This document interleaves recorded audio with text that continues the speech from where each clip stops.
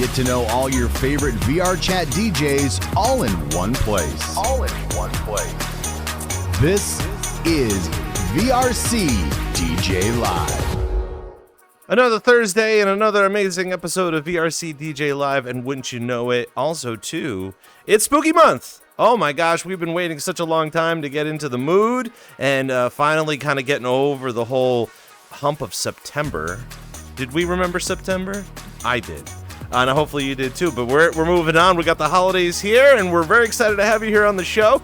My name is Rob Roman. I'm your host for the show of VRCDJ Live, and we're here. If you're fresh here and you're brand new, we talk to all of your favorite DJs, club owners, security, dancers, VJs. We talk to VJs here on the channel, and we should be talking a lot more about VJs on the channel. Even world creators here on the program. And of course, with it being live, we love to have you here to ask all the questions and be able to get to know all of our guests that we have featured here on the program. So we welcome you here onto the show. Of course, a little housekeeping before we get started, but let's just say you know a DJ or you're a DJ or a community member or a community owner that wants to be on the show. We have all of the information for you down in the bio that you can fill out a form and let us know that you want to be the next guest here on the program. And we're also including a lot of people within our community as well. So if you're an active raver and you say, hey, I want to be on the show and talk a little bit about the community and the things that we do on here, we would love to have you here on the program. So welcome on in. And of course, every Thursday, brand new guests, and we've got a brand new month full of amazing talks about DJing. And today, we've got two amazing guests joining us to not only break down what we've kind of got going on in here, but I got to tell you, we would have had plenty of more hours sitting here talking about the certain things that we're going to be talking about earlier this week with these two. And of course, our next guest here on the program takes clubs and raving experiences to a whole nother level by teleporting you into your favorite environments, and it takes the focus from previous events and communities and groups and revisits them, literally. Please welcome to the VRC DJ Live studios, Swa and Slothcast. Hey, everyone. Welcome on in. Hello. You guys seem totally eager to be here on the show and talking about all sorts of DJ stuff, right? I've been waiting outside the world for at least 3.5 hours now. I just thought I'd get in early in case there was a line. You know, but I'm pumped. I can't help but say it. Even the fact that we haven't even just mentioned that we had the spooky overlay here, so I'm sure that you came in and you were just like, oh, what did I set myself up for? I didn't even get a Halloween outfit. And not to completely ask you, but have you even thought about a sloth Halloween outfit so far yet? Like an IRL one? I mean, that's a great idea. Yeah. I never thought about it. Have you dressed up for Halloween before here in VRChat? Oh, this will be actually my first Halloween in VRChat this year. We are going seriously massive with it at Dome. I think it's going to be one of the biggest events, if not the biggest event we've ever done. And I think I might try and pull off like a skeletonized version of myself for Halloween. So we'll see if I can pull it off in time. That'd be wild. And I know it's already bad enough that we're on day 2 of October, but just the fact that we have literally, 29 days left to put something together. I'm sure Swa, you have some sort of Halloween outfit, right? I just come pre-configured with the Halloween outfit. This is my outfit all year round, so I was ready to go. I walked in and I was like, I am at home. Like let's go. Jobs-esque kind of brand thing he's doing. He's got a look. He's sticking with it. He wants to be recognized by it. Yeah. And by the way, Swan's going to hate me for this, but we're doing the most ambitious thing we've ever done for Halloween. And because of how crazy our cycles are, which I know we're going to get into today, we're only leaving ourselves 3 weeks to do it because we normally work on a 2-week cycle. So technically, we're spoiling you. I mean, it's 6 times as much work. That's the problem. Yeah. I don't even want to ask. My team is only about 4 people deep, but I can't even imagine how many people you're sitting in the Discord call going, okay, well, we have Halloween coming up in how many weeks? We should get it done in 2. Yeah, it's a little crazy, and we're looking at doing a 10 community collab for this one. So yeah, it's going to be a little hectic. Do you think it's just a small bit of intimidating? I mean, you're setting the bar really high, but is that kind of intentional? I have to tell you, so I don't get intimidated easily, and I definitely like pushing myself beyond kind of, normal boundaries. And I think that's part of, Dome shtick. I think that we're getting known for is that, and for those that, don't know, we're releasing basically entirely new worlds, not skyboxes, entirely new worlds, interactive worlds, basically every 2 weeks. And every 2 weeks we try and outdo the last one, mainly just because we want to prove we can. And so, yeah, it can be a little intimidating, but honestly, that's kind of the fun. It's really, really rewarding when people see the worlds we put out every couple of weeks, and you get these kind of like, basically, you guys are insane kind of reactions from people, and I love it. I don't mind being called crazy. We're already getting notifications in the chat saying pray for Swa. You can see you just staring down Sloth, just being like, I'm just reading every word from your slothy lips about what you're telling me in the next couple of weeks. Yes. Right. Mercifully, we have a crew, but Swaw's been really there from the beginning. So yeah. I do primarily all the visual stuff you see, and then we have other people doing the back end, like AC Chosen, for example, doing actually like pretty much all the back end now. I would say. But then we got great a whole series of great contributors from Pam to Puriku to DX with the HoloLens. We've got Mixie, Juno's early on. We just got and then lately we've been maybe pulling in people for special projects. We just had V come help us for the Rift one. So it really does take a village. And then there's all the other people that are contributing their time from the mods to, I mean, frankly, one of the hardest things with Dome is not even building it, it's getting the collaborations pulled off. Working with other people is complicated. Getting, coordinating with them, pulling everything off in these cycles, it just takes a lot to run something this complex. Now, I know later on in the program, we are going to break a lot of that down because, again, you're so motivated and inspired to building some really great things here in the VRChat community, in the VRChat space. And I know that not only are you guys extremely passionate about it, I've been seeing a lot of SWA's involvement with other communities and other events too, and that's really making that process shine. But of course, the greater part of this program that we're on is just being able to identify what's going on in here, and being able to relay it to the people on the outside that have no idea how virtual reality. They have no idea. They're going to the clubs, they're going to the festivals, but we're also seeing a lot of the festivals are doing like more IRL, not like AI stuff, but they're kind of doing AI stuff. But like they want to do more virtual stuff, and we also have a lot of artists that are doing a lot of collaborations with VTubing and being a part of that whole 3D process. Yeah, I mean, this kind of transition from real world to virtual world and virtual back to real world. I mean, I think this is what's going to make it such an interesting medium over the next few years. It's certainly one of the reasons why I'm so interested in it. I think people underestimate technology a lot and very frequently. I frequently compare VRChat to like late 90s internet, and I was there for that. It was weird. It was kind of janky sometimes. No disrespect to VRC, which can be kind of janky sometimes. It's not always perfect, but a lot of the things we were doing back then, you would do these things that had never been done before, and someone asked you, well, why'd you do that? And you go, I don't know, because I wanted to see if I could do it. And the other person would just go, yeah, fair enough. Okay, cool.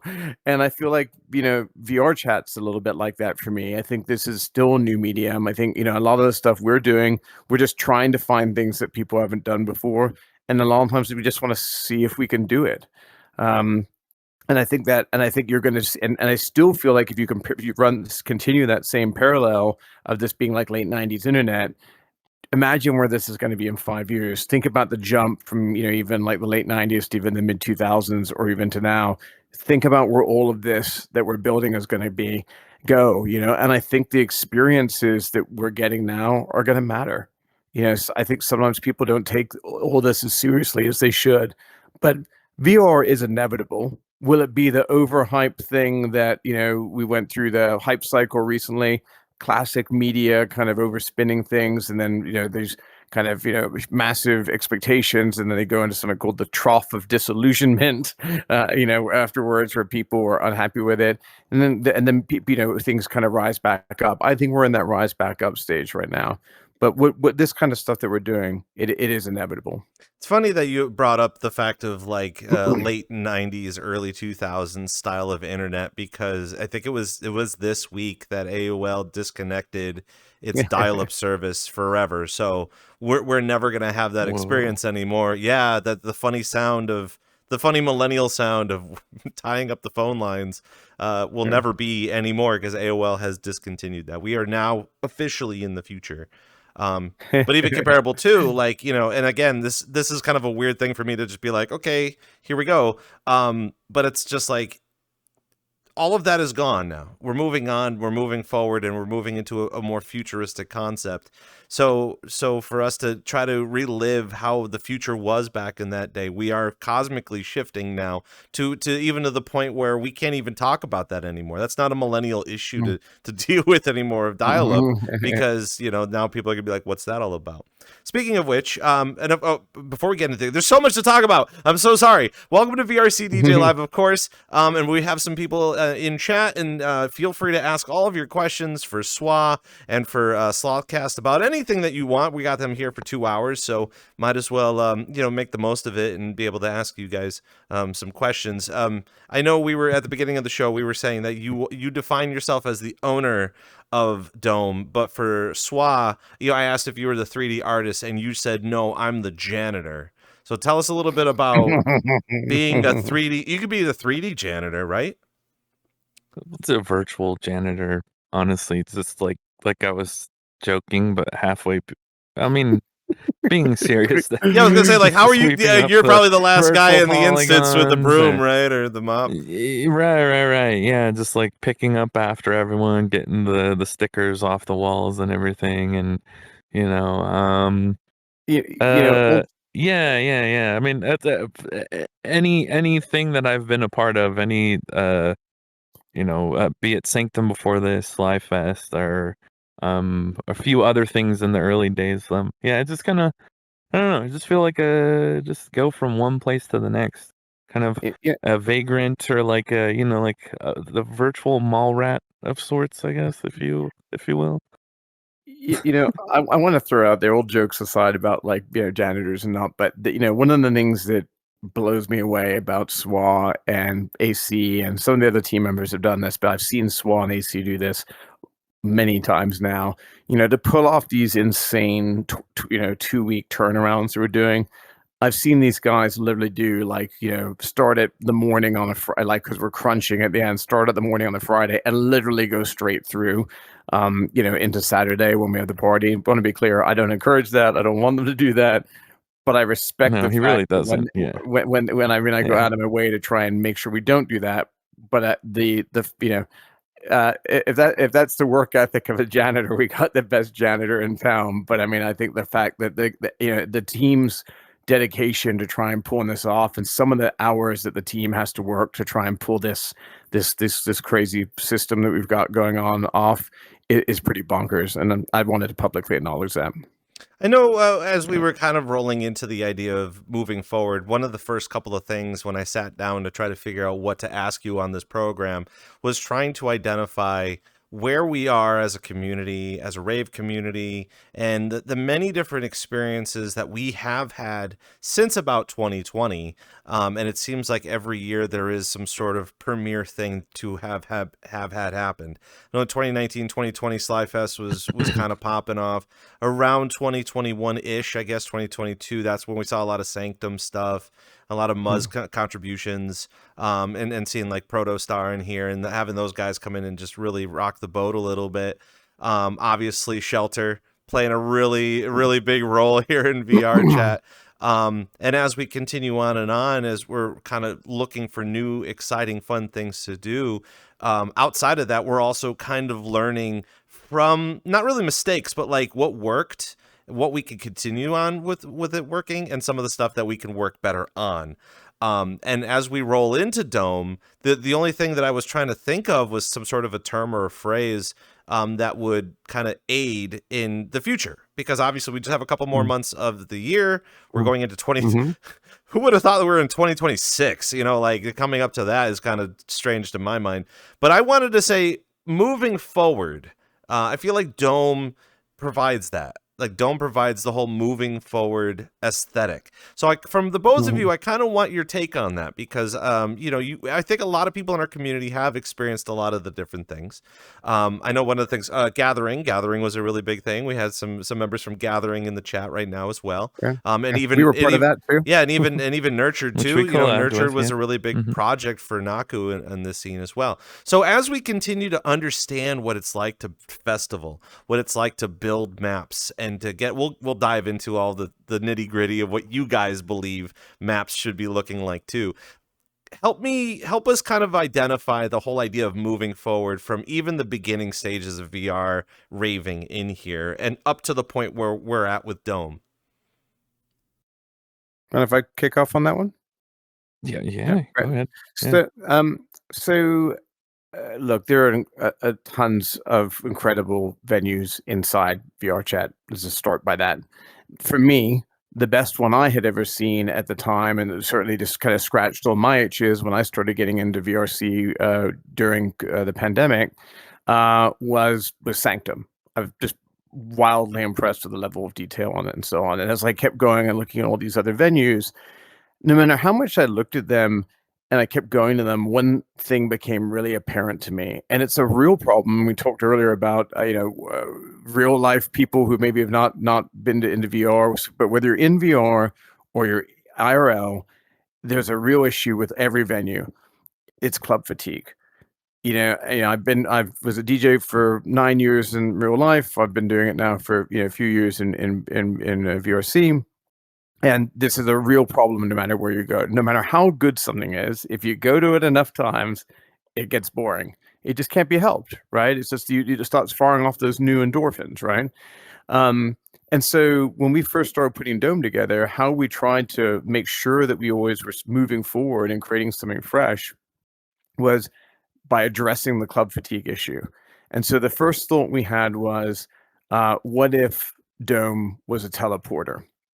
What if we built the destination and it was intentionally kind of minimalistic and industrial in many ways, and that it was actually everything above the Dome that was the real world? And it just opens up huge potential in terms of being able to create refreshing environments. You can, if everything outside the Dome looks like tropical islands, you can have a pool party. If everything above the Dome looks like you're in a fiery lava cave, like we did with Gathering, it sets a kind of, more hard, fiery industrial vibe. Every single one of these worlds can create an entirely different feeling. And frankly, that feeling can be used as an extension of the visual system. So if you think about the levers you have to create experiences for people in a nightclub, you've obviously got the music, you've got video screens, everyone's flexed with those a lot. You've got, lighting systems, which we have a very advanced lighting system that's unlike any other lighting system I've seen in VRChat yet. It's actually built into the Dome, and we can do all these crazy patterns in it and stuff. That's very expressive.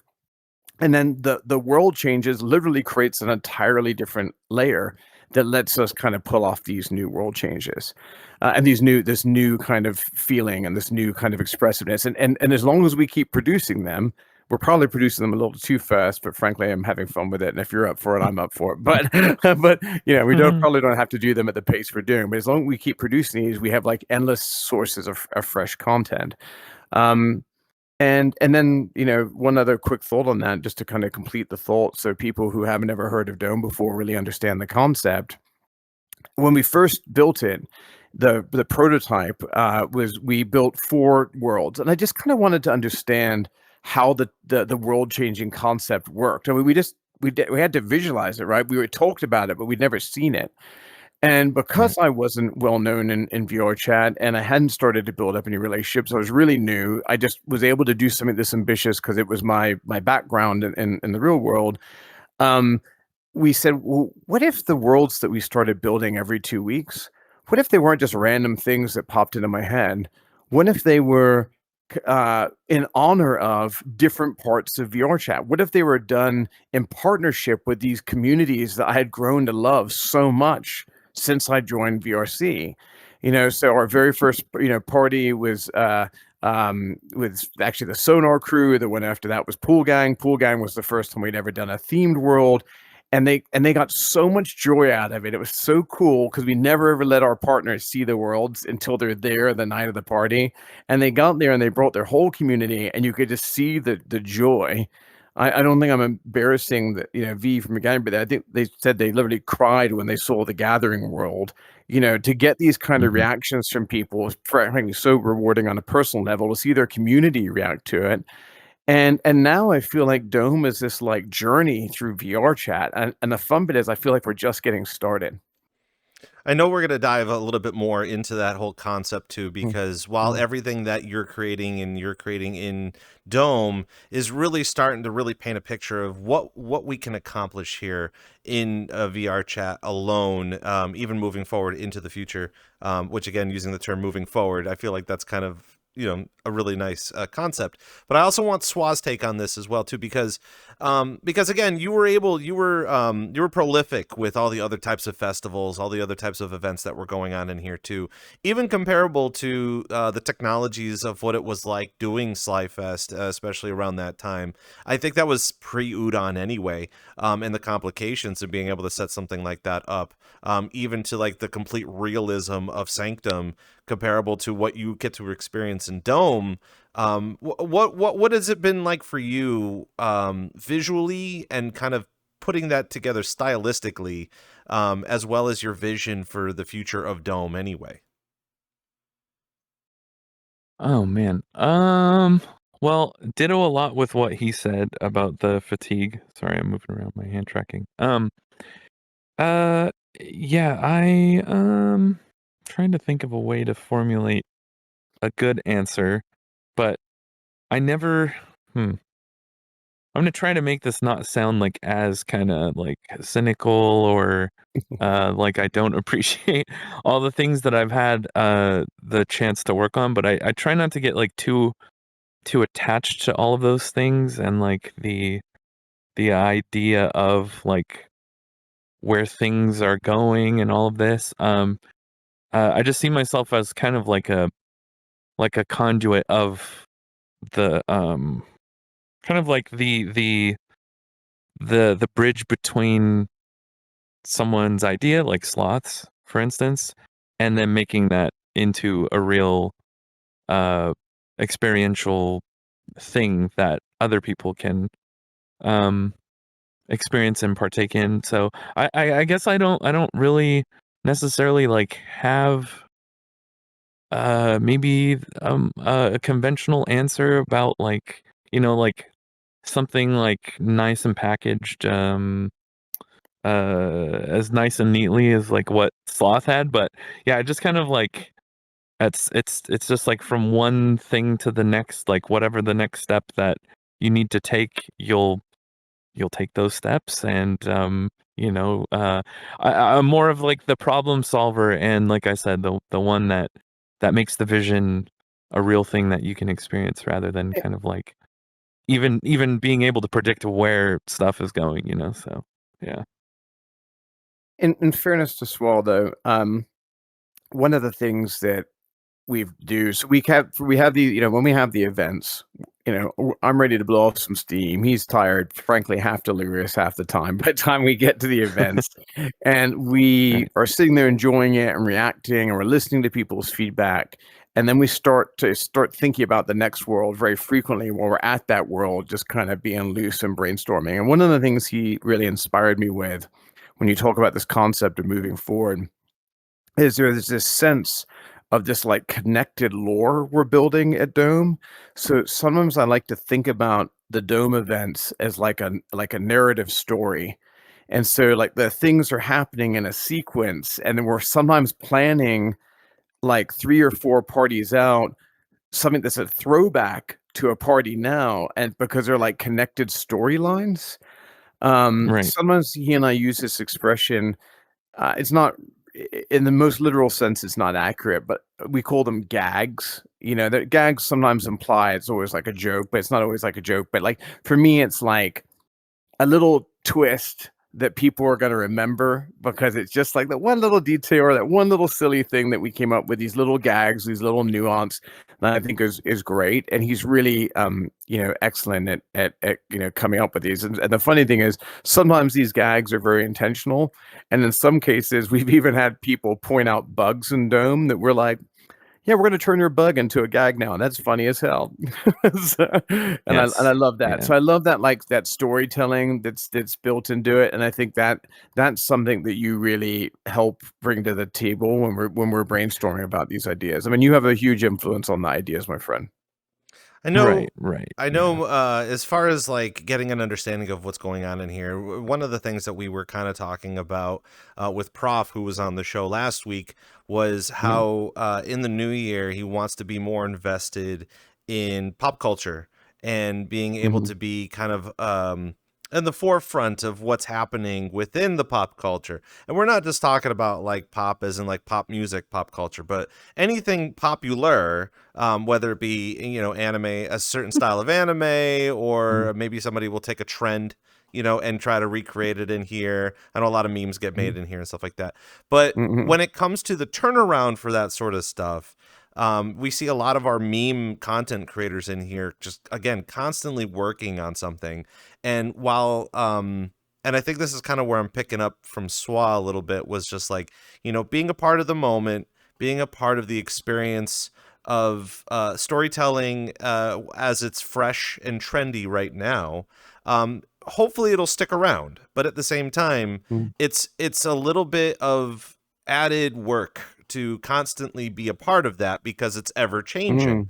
For sure. Without going into this too much, but Vanilla Ice ended up explaining it in an interview. He was like, pop culture is dead because of the birth of the internet. When the internet came around and everything was kind of put on the internet and the convenience of smartphones, then the pop culture part of it is dead because you can get all that instantly. It's not a matter of waiting for your favorite CD to come out and then you have to go to the CD store, or understanding where the movie is and you have to go to the movie theater to watch it. No, you can just watch it on your phone. So all of those conveniences have killed pop culture. In virtual reality, what we're doing in here and what you guys have been doing with Dome is kind of like that, where it's just like you're feeding off of a trend that is very popular right now. And the struggle of it is to be so consistent with it all the time, to the point where like it's like if the Uganda knuckles aren't very popular anymore, but people have identified it as being part of VRChat's history. Let's just say they make a comeback. That means I feel like Dome is going to have to put together some sort of Uganda knuckle something, regardless if it's anything that you really wanted to do. I'm not It's like this. Yeah, I'm not pitching this to you guys whatsoever, but but you understand where I'm trying to get at, though, right? Because like it's so refreshing for people of Dome, for you guys to continuously build off of something that people cherish. And let's just say with Gathering as a good example of just the fact that Gathering had a really big event several months ago. It had been kind of going annually, and the fact that you're able to recreate it in a different type of space is making people very sentimental. Now, again, a year later, we're hoping that Gathering comes back, obviously. But if it doesn't, then now I feel like you would have to continue on that process of building something with much more popularity. And that's why I think a lot of people are saying, oh, poor swap. And that's just it, though. Like, you're kind of feeding into trends. You're doing your job. But then Sloth is just like, here's 50 trends. And then it's just like, that's so exciting, though. But I feel though, like at the same I don't, when you say that, I don't feel like we're like kind of like making our own trends. Yeah. In a way. I think I'd stop you at the door if you came in and you're like, Swat, I saw this thing on TikTok, I saw this thing on YouTube, and I'd be like, hey, no, it ain't gonna work.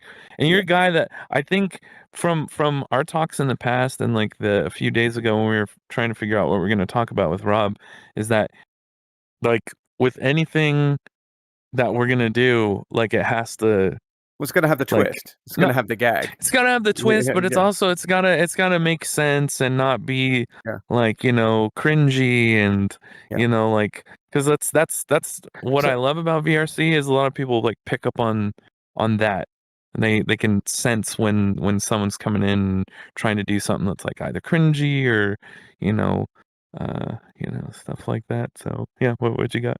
let me give you 2 examples to help you visualize it. So, like, we'll take something that's known, but then there's the gag, right? What's the twist? So, Yeah. Fia, TVRS. Love her. Love what they've done with that. I think that's super cool. I admire. I think Sly built the studio. It's a great world, and the lore. Got the TV studio and so on. But there's also this side of her that's like this follow the white rabbit as part of her brand identity. So that's like Alice in Wonderland, right? So when we did the world for her, it outside the dome are these giant cameras and TVs, which you'd expect maybe with this TVRS studio concept, right? But aesthetically, which she didn't know we were doing, it has this like Alice in Wonderland, like Tim Burton Alice in Wonderland. That's like it's a very kind of tribute. Which is not how her world is. And then there's the Cheshire Cat is kind of appearing out in the blackness out around the dome. And then we put these little white rabbits that appear in 9 different spawn points. And remember, mind you, this only happens when we load her world in. And if you touch one of those white rabbits, poof, it instantly transports you into a hidden part of the map. You're in this giant black space, and there's all these cameras facing at you. And all of a sudden it just says, get ready to pose. 3, 2, 1. And you see flash, flash, flash, flash, flash. And then it teleports you back in the world. And when you go back in the world, you're on all the screens above the dome. So it's interactive, it's fun. So it's inspired by her and TVRS, but it's still completely new. Sometimes we're doing these things for like other communities where it's like a festival thing, like Gathering. Fia's more like, although she does have club nights, is more like pop culture. But I really want to do some more like one of the most recent collabs we did. Technically, it was more of an honoring than a collab, but we did something for Finns who have enormous respect for just, Aquarius, District 7, right, District Roboto, Complex 7. And so it inspired by District Roboto, we made totally original robots that are in the style of basically the District Roboto, but now they're giant. So these giant robots looming over the top of the dome. And that alone would have been a cool kind of nod to them. But the twist, again, always got to have that gag, is we could press a button and one of the robots, like this steam starts to come out of the front of that, and it's a shader effect. And it turns everything to like, what do you call that? Like an outline, Like wireframe, like turned everything to like a wireframe. So again, it's inspired by them, but I think what Swal's trying to say is we're doing things that are nostalgic or in honor of communities that people love, but we're always twisting them. It's always because when they see it, I don't want them to be like, oh, that's cool, they took some assets from our world. It's not what we do. They come here and they're like, wow, you did something new with our idea. And it really, I think people find that really rewarding. And I want it to be fun and fresh for them too, not just like going to their home world, but in Dome. Yeah. Does that make sense? By any means, I didn't mean to make it seem like it would be some sort of a meme or something, but what I'm trying to say is that within VRChat and the way that trends work and the way that pop culture works is that it operates much quicker than the average, I'm going to find it on my phone, or totally, like totally the Labubu thing. Like right now everyone's kind of still about Labubus. They're starting to die away, thank goodness. But at the same time, who's just like Beanie Babies? Yeah, who's to say that again? Some of the meme lords that are in here are making Labubu avatars, and then you see the Labubu world, and all that sort of stuff. And I'm not saying that it has any sort of force on you guys to make a Dome version of that, but I feel like you're in a position. Fine, we'll make the Uganda Knuckles one. Stop bothering us about it. We'll do it. Honestly. Fine, Uganda Knuckles. It's fine. You've pitched it. We've sold everybody you. Everybody can further Uganda Knuckles Labubus? People can further hate me on Reddit because I'm the one that pitched that. No. Thank you. Oh no. Jeez. But that's the thing, though. Like, if you're laughing about it, but someone's probably writing it down, being like, "This is a really good idea." And it's very easy. So you're cute girl 6'7" on Reddit. I knew it. I knew it. That's what I'm doing lately. That's oh my gosh, you're gonna break the internet. We're gonna bring.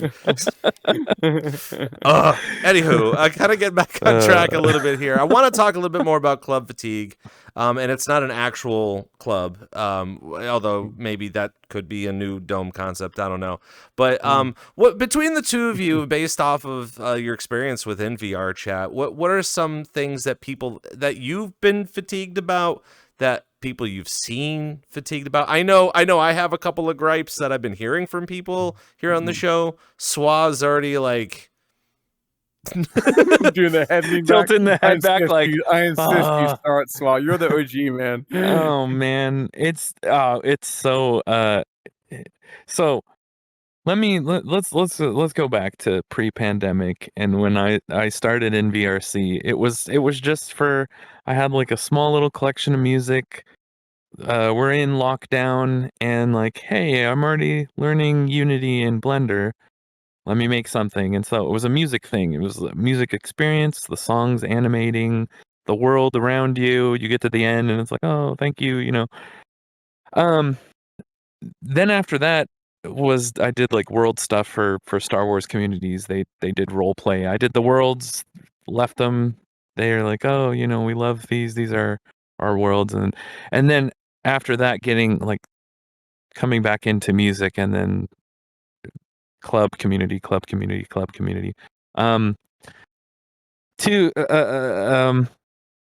the detriment of like up until last like 2.5 years ago, being a little burnt out on club worlds. But then this guy comes out of nowhere, out of left field, and when Muzz is getting a little bit busier, and like, hey, you know, we got this guy, he's wanting, you know, loves what Sanctum's doing, and you know, wants some work done, so we do this. And then it kind of turned into like, oh wow, I kind of have love for the music / club / collaborative community again, and it really kind of like pulled me out of almost leaving doing anything music related. But yeah, I don't know, did that answer the question really about fatigue? That's just my fatigue. But, no, I think it's fair. know, I also want to say it's a shame you mentioned that Muzz introduced us, because I was going to try and convince people that I was a Jar Jar Binks role player, and then I'd met you on the Star Wars team. Could have also had like a fake wedding too. It would be kind of cute. Yeah, I was trying to not, you know, bring that up, but I mean, you're gonna tell this story. Meanwhile, you guys are having a hard time trying to find Halloween outfits. Come on now, this is gonna be something. Slothcast, you know. Oh my god. So I mean, but I think what Rob was looking for, Swal, though, when we're talking about fatigue, like he wants names. Like, who are the people that ruin VRChat for you? Like no names. No, I'm talking about like, okay, we've had people on the show, and we've been trying to identify the perfect club venue kind of a thing. There's no such thing as that. Everybody has something that's unique. But one of the other gripes kind of happens to be either it's way too large, or the pool tables. You know, we like pool tables, but like almost every club has to have a pool table, or like beer pong or something. So that's their club; they can do it if they want. Yeah. I mean, but you don't think that's some? You don't think a lot of people are fatigued about that? I mean, that we were going to put pool tables in, and then we're like, screw it, maybe a giant baby oil machine would be better. But that's probably a story for another day. The story for another time. As in an hour from now, we'll get into it. I'm sure there are far too many people that know about your baby oil making machine that we'll probably get into. But I'd say that, you know, from a fatigue standpoint, I'm new enough, and I think one of the things that, you know, people have said that, you know, I have a lot of energy. I'm really enthusiastic about this, and some people have told me that they find that infectious. You know, that I'm really, I really believe. I believe it. I believe in the medium. I know some people are disillusioned with it, but I think there's something special here, and I think a lot of people maybe can't see it. And whether it's what we're doing exactly right now that's that special thing, or the stuff that we're learning from doing what we're doing right now that will allow us to do that special thing, I don't know. But I know this is worthy of our time, and if nothing else, it, you know, kind of brings me great joy. But I think when I I think that the thing that, you know, people get fatigued from, in my opinion, is in a small aside, I was talking to certain well-known figure in VRC. I won't say their name, but they said, they said people kind of roll their eyes at some of the club owners as soon as you say, "Well, I made a club," because so many of the clubs just kind of come, they do two or three things there, and they just kind of die off. And so I think there is fatigue in the sense of people getting excited about stuff, and it's hard for people to be consistent. I have opinions on why that happens, but I think that for these things to become something that people can get more invested in, there needs to be more consistency in the platform things that people can rely on. I think this is why Shelter is so popular. There's an IRL component, but they are able to figure out ways to allow people to keep investing in that community and in that platform and in their music. And the momentum, And the momentum consistency too. is Yeah. everything. Mhm. And it's really, really, really hard to keep consistency up in this when it's the seventh most important thing in your life, or it's not your job, and it's a passion project. And then frankly, sometimes when the pressures of something does start to become popular, and that makes it even harder for people, because then this thing that you were doing as a passion project sometimes can feel like a job. And so trying to find that balance, I think, is going to be really important. But like I said, it's I think there's a fatigue of people because they keep thinking they're going to get into something, and then it kind of fizzles out in VRC. And I think it makes it hard to be a believer sometimes. So it's a different kind of fatigue that I think people might be experiencing. It's great that you're bringing that up too, especially right now as we are getting into the 10th month of 2025. We got 2 more months left to go, obviously. Hopefully we'll make them. But at the same time too, we're going to be expecting. It's not even a matter of thinking that it's going to happen. It's going to happen. That people are going to be feeding into a lot of the fun things that we already have been cooking and working on in here, whether that's being in virtual reality or DJing or both. And I'll go ahead and say it, with the kudos moment, but Dome is really picking up the pace as far as being a destination place to go see a show. I feel like out of any other place that you See could what be, you did there. you could potentially be. See what you did. Yeah, put in a destination part of there. It's a teleporting moment.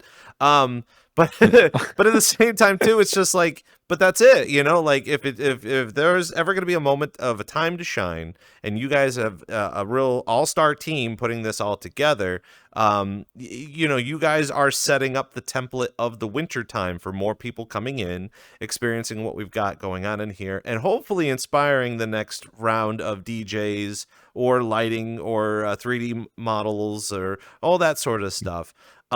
But we can't ignore the fact that it's going to happen much quicker with the holidays, with people getting new headsets. And then on top of it, too, our friends are like, "Oh, you DJ, that sounds fun. I could do that, too." $250 later, or $400 later. And then they go buy themselves a console, and that's fine. But my fatigue, I'm just looking on the timeline. I'm seeing a lot of DJs that I cannot recognize.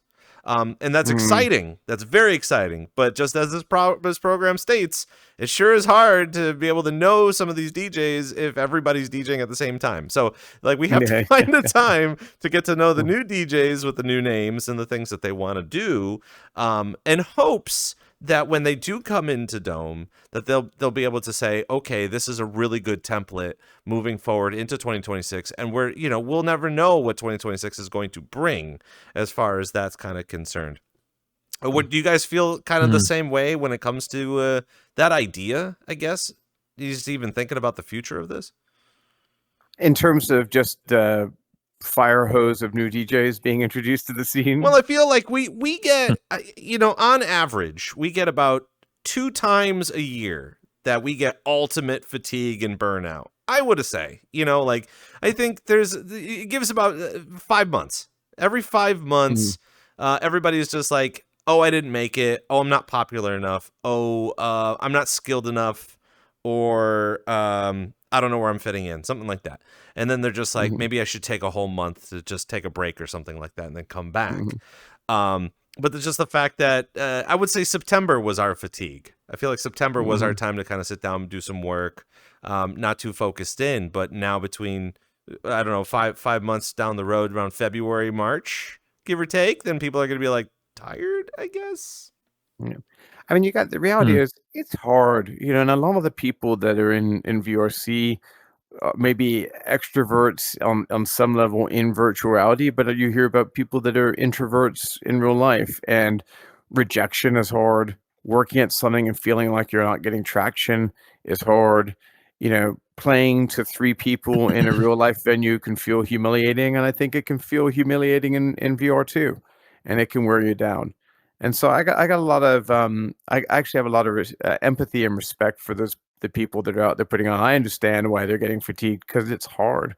And whether you're in real life or in VR, feeling like you're not getting traction and cracking on something for month after month is draining. And I felt like we've been really lucky. The reality is, I've been able to invest in this in a way that other people probably can't, and that let me break through some of that stuff. And so I think some of the people that are doing this do like sheer grit and determination, and they're doing it on their own. Hats off to those people. And if you feel tired one day, fair enough, mate. Don't feel bad about it. That's my message to anyone who's out there feeling that way. And I also know, too, that a little bit later on in the program, we are going to break down the whole idea between hobbyist and professional. It was something that you're very passionate about, especially with Dome, and trying to figure out what you want to do with Dome in the future, as well as all of the other fun things because there is potential in here. I think you guys see it. I think we all kind of see it. And depending on which avenue you want to take in here as a DJ, to be a hobbyist or professional, there is room for you to kind of be able to accept that idea. It's VRC DJ Live. We're sitting here with Swa and Slothcast of Dome. And of course, feel free to ask some of your questions. I know we have a lot of people that are engaging in chat right now. So this is the time if you're interested in either wanting to perform at Dome or the process of creating something like Dome. I mean, this is literally the time to kind of ask these questions. You ain't going to go up to Sloth during mid-performance and ask the questions to get the full. Oh, I don't know. You might, but I feel like you do talk a lot, so that's kind of good. I will say, if you come to Dome, I'll talk to absolutely everyone. I like walking around and talking to people, especially people that no one's talking to. I'm just kind of wired that way. So I tend to gravitate to the quietest person in the room versus the big crowd of folks. And a huge amount of the ideas of what built Dome were from just sitting around laughing with people, and people tell us crazy ideas, and 2 weeks later we built their idea and they can't believe it, which is also, I think, why people are getting so loyal to it. But yeah, if people are making music, I will say, as a DJ who's DJed for over 20 years, I do when people submit, I do listen to their mixes, and people got to be able to mix or you can't DJ at Dome. But we're really open to giving people a chance. I mean, it sounds fine, but there's some pretty bad DJs out there. Yeah, I do agree. But if someone that, man, we had this one guy play the other day, and he's like just turned 18, and I was a bit skeptical. He actually sent me stuff before he turned 18. I was like, you can't play yet. And he kept sending me his mixes. I was like, you're like legit good. Like you're like, I had to ask him if he was doing it all on like software, because I didn't believe his mixes. He would send me videos of him doing it. I was like, come on in, buddy. So, so respect. I'm sure a lot of people at home, and I know we were kind of idly talking about it before the show, but I think you're excited to be able to showcase the name Slothcast and why you are a sloth in VR. So why don't you break this down for us? Oh, I love this story. So, okay. So a little bit of background, which will help people kind of understand why Dome is what it is and so on. But I'm a serial entrepreneur. I've been starting companies my whole life, and I built some digital agencies. So I'm used to making like digital products and stuff. And I'd had a pretty good run. But at one point in my life, I had a really bad run. One of my companies didn't make it. I had to shut it down. I went to go get a job to kind of go lick my wounds. The CEO I worked for was a living nightmare. I was really miserable. I took another job. I wasn't really in love with it, but and I quit that job. And that's for the first time in my life, I was feeling pretty down. Like I'd had a lot of really good luck in my life, kind of almost fallen from like lucky thing to lucky thing. And for the first time ever, I felt like I just kept getting kicked in the balls all over again every day. And so I was in this weird headspace. This would have been 2013, 2013 and no 2014, and Twitch was just starting to become kind of a thing. And I told my wife, I said, look, babe, I'm sick of this corporate, BS. I don't want to do it anymore. We're going to move to Costa Rica. There's this thing called Twitch. I'm a pretty good talker. I'm not half bad. I can put enough sugar in me. I could talk for a long time. And so I like playing games. I said, I'm going to go into this thing called Twitch. I think I can market myself because I'm a digital marketer. I can sit on Twitch all day, and we're going to go to Costa Rica, and I'm going to get a pet sloth. And that's going to be my gag. I'm going to have this. Clearly, I like this gag concept. I'm going to have this sloth with me. I want to play video games. And I got slothcast.com and every social channel for Slothcast, and created a whole brand identity. And one day my wife just comes to me and goes, I love you very much, but we are not moving to effing Costa Rica so you can buy a sloth and play video games on the internet all day. Go get a job. And so basically I spent all this time doing it. And the irony is, had I actually done that in that year, I'd probably be one of those. That would have been the time if you'd come out in that year with a sloth and a halfway decent story on Twitch. I'd probably have millions of followers now, is the irony. But yeah, she said, hell no. You'd be but like Ninja. But with the sloth. Yeah. You'd be playing Fortnite, but with the sloth across the room. And so the final payoff there. to this is, I was like, I invested so much time in it. I just started, gaming under the Slothcast thing, but never really got serious about streaming or anything like that, and on a meaningful level anyway. And then so when I started doing VRChat, I was like, well, I got to make a sloth, I guess, because I'm that's my name, and I spent months and working on this and getting illustrators involved and great avatar creators. And then I put it on. I wore it for about 2 hours, and someone said, "Oh, that's cool. You're a furry." And I was like, "What?" And I didn't know that I was a furry until I'd spent 6 months on this stupid avatar. So now I'm part of the furry community, and I didn't even realize it.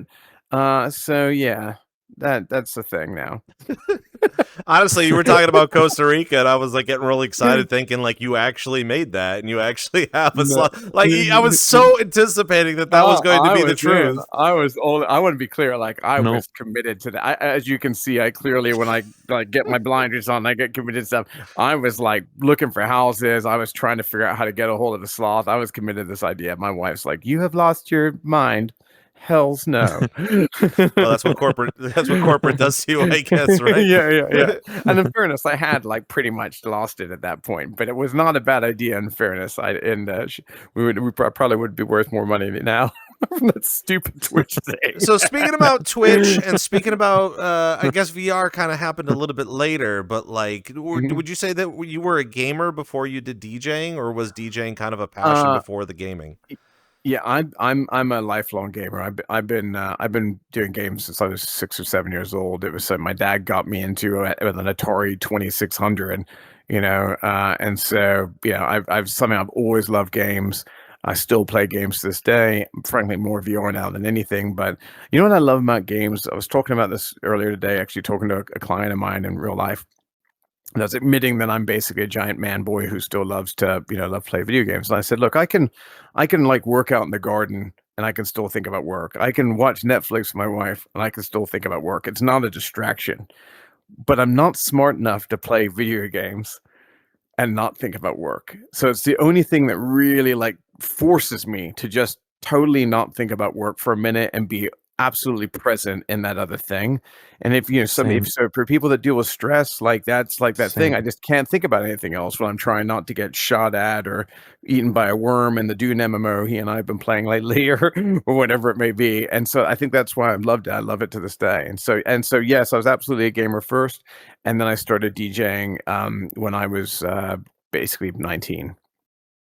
It's nice to be able to see the correlation of how you're able to kind of piece all this sort of thing. But when getting into, so how did you even get into VR? Was it just something you saw on Steam? I know everybody's journey is a little different.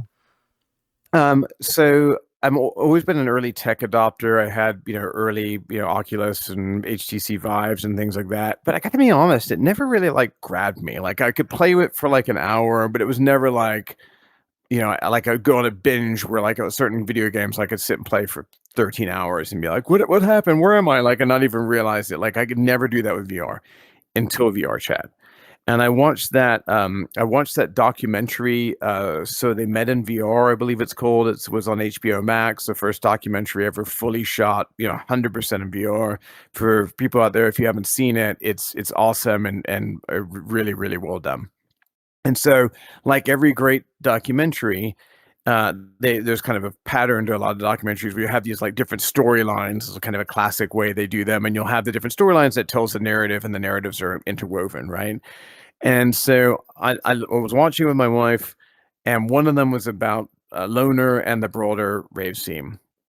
My early break in the technology world was I was one of the started one of the earliest internet radio stations in the world, and it was like a hack. We did like it was a total hack how we made it work. It was way before the tech was really there, and I was watching how in this documentary how they had basically like hacked VRChat to do live DJ streams in it and created things like VRCDN and so on.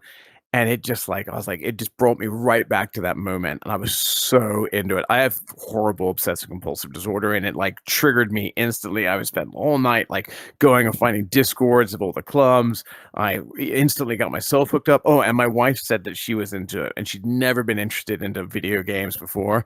I have a second gaming rig. I think it had been an hour had gone since that documentary ended. I ordered her a headset. Then she and I started going on VR dates. Anyone here who's not married, the expression happy wife, happy life. When I can find stuff to keep my wife involved in my hobbies, which she'd never been interested in, that was great. She wanted to hang out. And then we go out dancing and so on and just clubbing. And then it was like, and then that's when the obsession for the clubbing thing really hit. And then I knew I wanted, and then I had stopped DJing for over a decade. I was a pretty big DJ at one point and in real life. And like I was like, I want to start playing again. And this is the first time in a long time that I'm basically playing, at least every other week, sometimes more.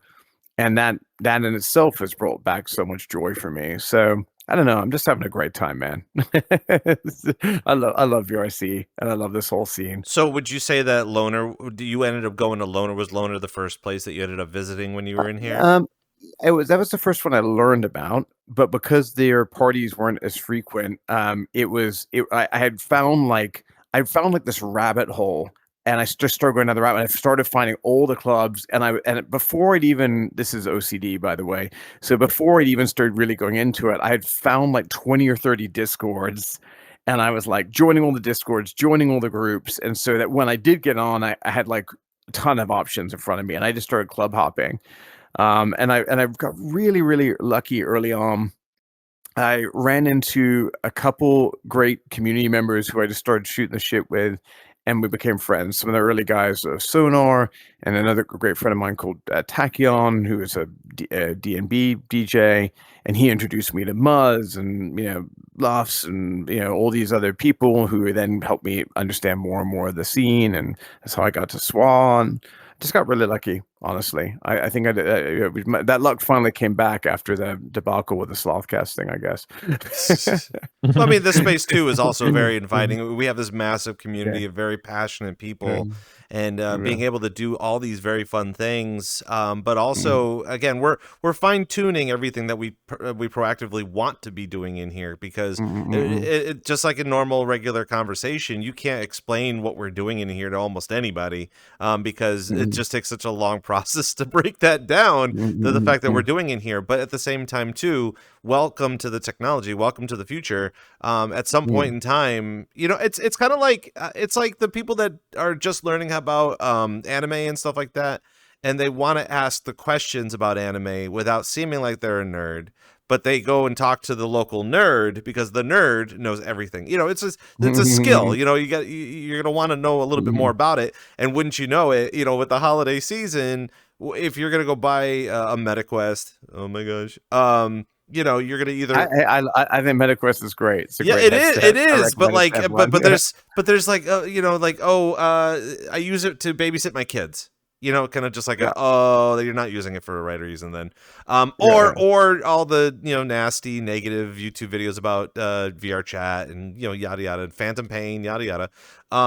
You have to ask someone who has enough skill in it to be able to be like, well, is this a proper decision or not? Yeah. I mean, one of the things that I did was because I think the VR chat experience can be so rough when people first join. I've tried to get other people into it. They have a great time when they come do it with me. I've, multiple systems in my house. People come visit and I'll literally like take them out, in VR. But I've seen other people try and get into it without me. And the first thing you end up doing is ending up some public lobby with a bunch of squeakers. It's pretty rough. And so I actually made a Google Doc that has all the group links of like every single group to go. And I tell people like create an account, go in there, click on this, click join, click join, click join, click join. And like I even have like a cheat sheet of friends I know that will accept their friend requests and stuff. And so it's like a rapid onboarding into the club scene that I do for some people. I should release that more publicly at some point. It's really, really helpful. I mean, honestly, too. Again, with the holiday season, people are going to want to try to do that, and we brought down the whole gatekeeping scenario, even way back in like 2017, 2018, where it's just like, oh, you're just in here for a specific reason. Oh, you're here to watch. Mhm. You're here to be friends with Fillion. Oh, you're here to be Mhm. friends with Lolathon or any of those other top content Mhm. creators in here, or Cyberchip, Never heard of something like them. that. Sorry. That's okay. You'll get there at some point in time. Yeah. If you do, you're probably just gonna get spooked or something. It's gonna spook you all the time. But that's just the thing too. Is just like breaking down that whole concept, especially the past 2 years. I would say about 2 or 3 years.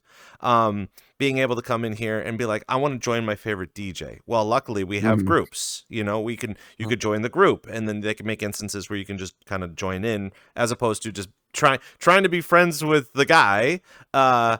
and just getting shot down right away, because that's technically not how that usually works. So but being able to introduce that new concept and being able to explain it with the new technology, it's so fascinating for me to continuously see that, and that whole process of how you've came to be in here as a sloth doing Dome. Mhm. I'd say two quick things I'm really bullish on. One is there's a platform out there that I use called airgpu.com, and you can do cloud-hosted PCs with up to an RTX 4080 equivalent in it. And so one of the barriers was a lot of my friends were Mac people, and so I've been helping people with good internet connections set that up with their MetaQuest 3, which has been really, really, really nice. You can kind of run virtual. I didn't know this, but you can run virtual desktop across the internet. You can run virtual desktop on the cloud PC and connect to it on your home Wi-Fi, which I think is bonkers on a side note. And so that's helped me get some more people in because of the barrier around the gaming PC. And this is why I'm nervously optimistic about Deckard or the Frame or whatever this new headset ends up being called, because I'm praying it's basically a self-contained headset that can actually run PC VR. That would be a game changer in my opinion in terms of making it more accessible. When we talk about the holiday season, like that I think would be the best thing that could happen to PC VR is they need that level of simplicity. And it makes perfect sense. If a Steam Deck can run, kind of PC games in a handheld, why wouldn't it translate potentially to being able to do some form of limited VR? So fingers crossed. I know for me, it's going to be a matter of me getting information from my nerd friends about that, because they're going to be like, Rob, buy this. And I'll be like, tell me why. It's like the same thing with a power PC anyway. You're not going to just buy a $300 power PC and hope that you want to get everything out of it because it's budget. And you're like, no, come on, you got to learn a little bit. But obviously, getting that all set up for the holiday season too. Let's get to know Swa a little bit too. I feel like you've been in here for quite a long time. And I think we're all very interested in how you even showed up in VR chat to begin with. Oh man. Yeah, I thought VR was still a gimmick back in 2016, 2017. Just because everything I saw coming out was just a demo. It was like all vaporware. It was just very small, limited scenes with very controlled environments where you're kind of on rails and you're just going through a very cookie cutter linear experience. And that's the only experience that anybody gets when they get in VR. They're like, oh, okay, cool. Like, now what? Like, it's like an amusement park ride, Disneyland or Universal Studios or something. So I was like, I kind of had that taste in my mouth from it. And then I think maybe a year or two after 2018, No, 20. It was somewhere in 2018 or 2019 that I was working in Nevada, and I had a free day. Like I'd just gotten off 12-hour shift, 6 a.m. and I'm like, oh, I'm gonna go drive into town in it was either in Sparks or what's the city nearby? Whatever. So I go to a Best Buy and I'm walking through, I love going, checking out a new tech or consumer tech, and I like walk by and I see, oh, VR headset, Oculus Quest. Okay. So I walk up and I just like sitting there. A guy comes up, salesman, and I'm like, all right, so what do you have here for me to try out? They said, oh, well, we have this thing, Star Wars Vader Immortal. And I'm like, That was cool. okay, you got me sold, at least on that. So I was still skeptical. Put it on, and then walking towards you and looming over you is this, 6 or 7 foot tall Darth Vader. So I go through that experience. Oh, it was pretty cool, like 10 or 15 minute thing. And so then I'm like pacing the store and I'm like, man, if I don't just buy this right now, like I'm making pretty good money right now, I'm going to kick myself. So lo and behold, I picked up the one with the highest amount of storage. I got back to my buddy's place there in Nevada I was living with at the time. Bought that, obviously. Bought Super Hot, bought Beat Saber, and played that into the night. And I think it was the first time ever with a device or like gaming in general, where when I had to take the thing off to charge it and I got my phone out to just doom scroll at the time, I was like, I can't, like this medium has ruined it for me. Like just regular flat screens, because now it's going to get to the point, obviously, with some other devices now, there's augmented reality, and now you can go full VR, or you can choose to have just little bits augmented on top of your life, like little heads up displays, or maybe little widgets here and there or something. And they'll get to the point where you can go full dive VR, or choose to kind of like blend between the two, which is also kind of scary and very cyberpunk or very Ready Player One. But yeah, it was that moment in time that like gaming or experiencing media or entertainment or anything was like, it was completely changed and different for me. And trying to just educate as many people as possible, like, hey, there's this not really new medium, but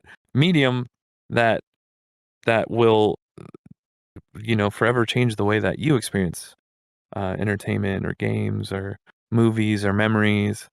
And so yeah, it was a very for me, it was like a very euphoric kind of like existential experience. And yeah, So would you that say was kind of how. Yeah. would you say that the Star Wars idea of trying to find more VR Star Wars stuff, that was what kind of introduced you to come into VR chat? No, actually. So it was the fact that I had never, like never wanting to go kind of like backwards in terms of the medium of like storytelling or gaming or entertainment.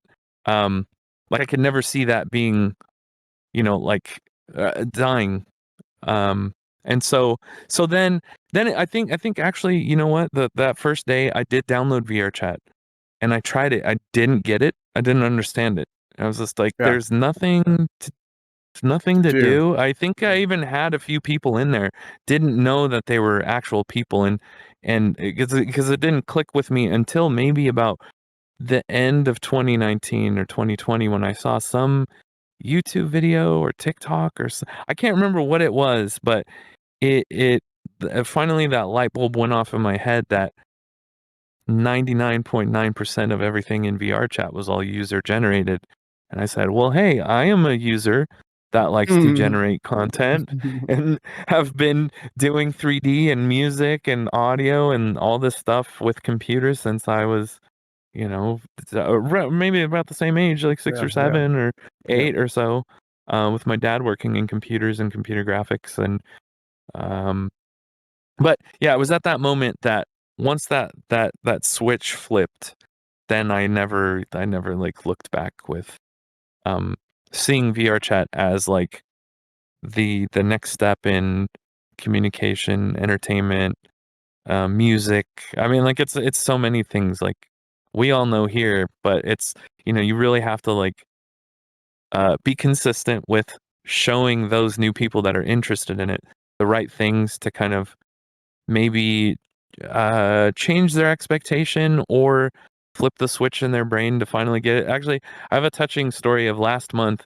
For the better part of a year now, a friend here locally knew I was doing VR stuff. A lot of my friends since pandemic have like not heard much from me because I went so hard into VR and like kind of not fully disconnecting from IRL, but just learning as much as I could and creating as many experiences, learning as much as I could.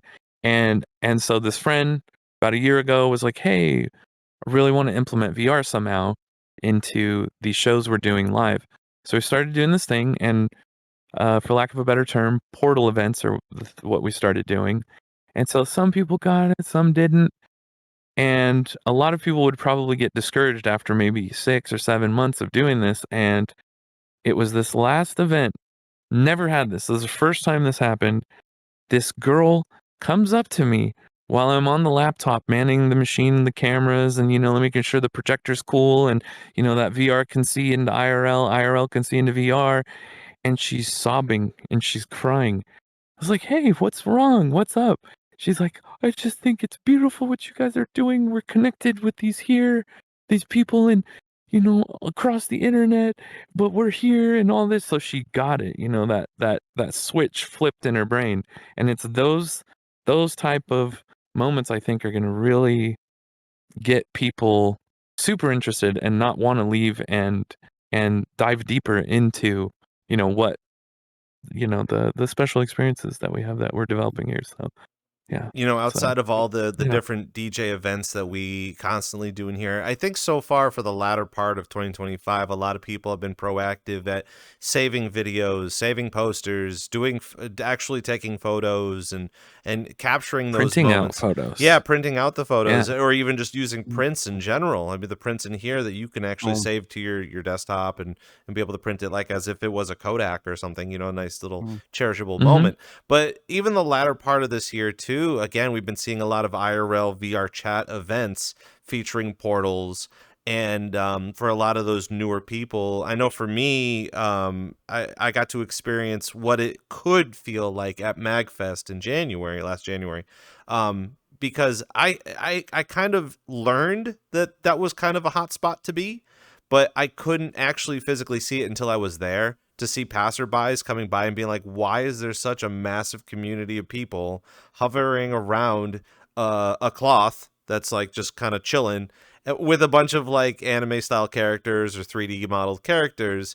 There's got to be something behind it. And then once you read it, not behind it physically, but like the whole technology of it. And when they go up there and start interacting, or like a dad bringing their kid to come by and interact with their favorite character, I kind of feel like us in here, we have an obligation as regular human beings, respectable human beings, that if you're dressed up as Sonic the Hedgehog and you sound like Sonic the Hedgehog in game, that you're not going to swear at this child that loves you so much.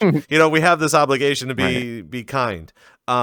But being able to be, again, while we bring that up a lot, and that's very positive. It's very motivating to hear that type of story, because it does bring us back to saying, listen, we do have a slight obligation in here.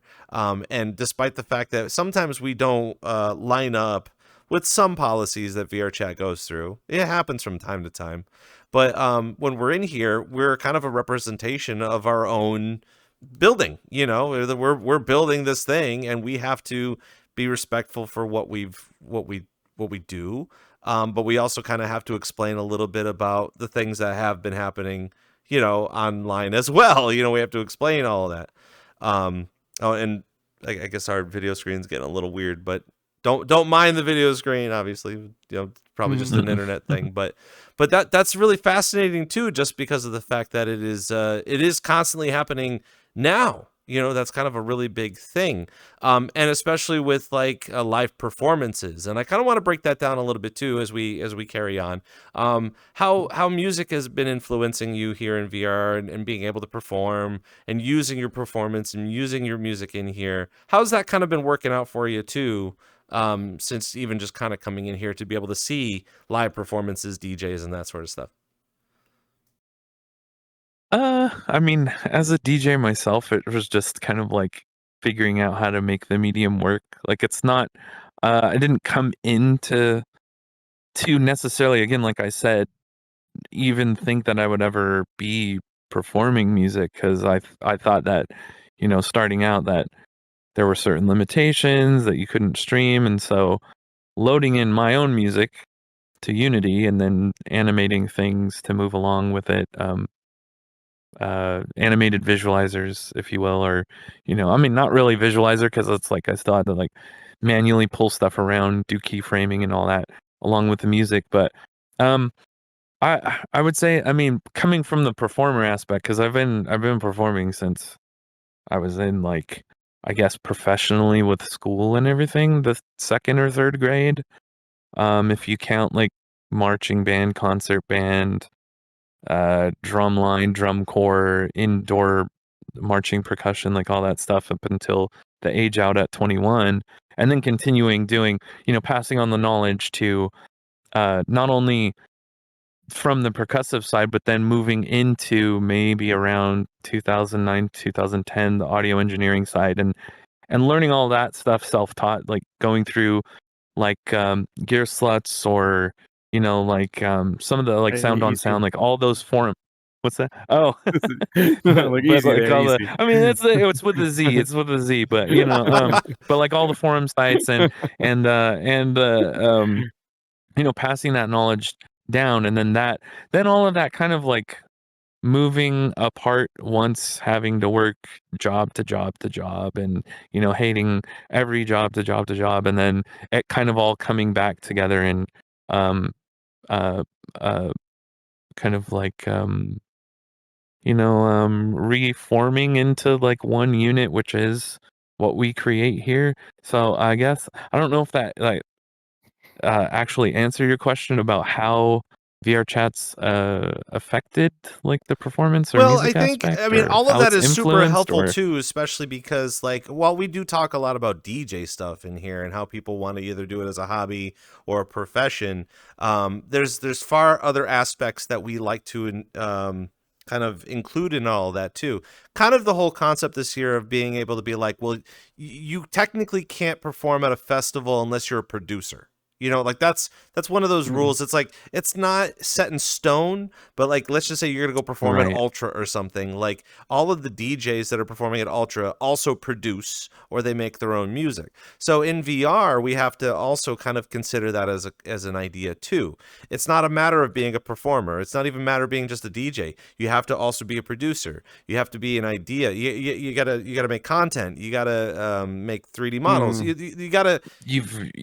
Yeah, I think we're sorry to like interject, but I don't want to like lose this, because realistically, and this, I only found this out when working, I guess, in the industry that supplied a lot of the gear to those types of people, but someone kind of like it's like finding out, sorry to anyone that doesn't know this already, that like Santa Claus isn't real. That Sloth's like, To rock what? Sloth for a moment there.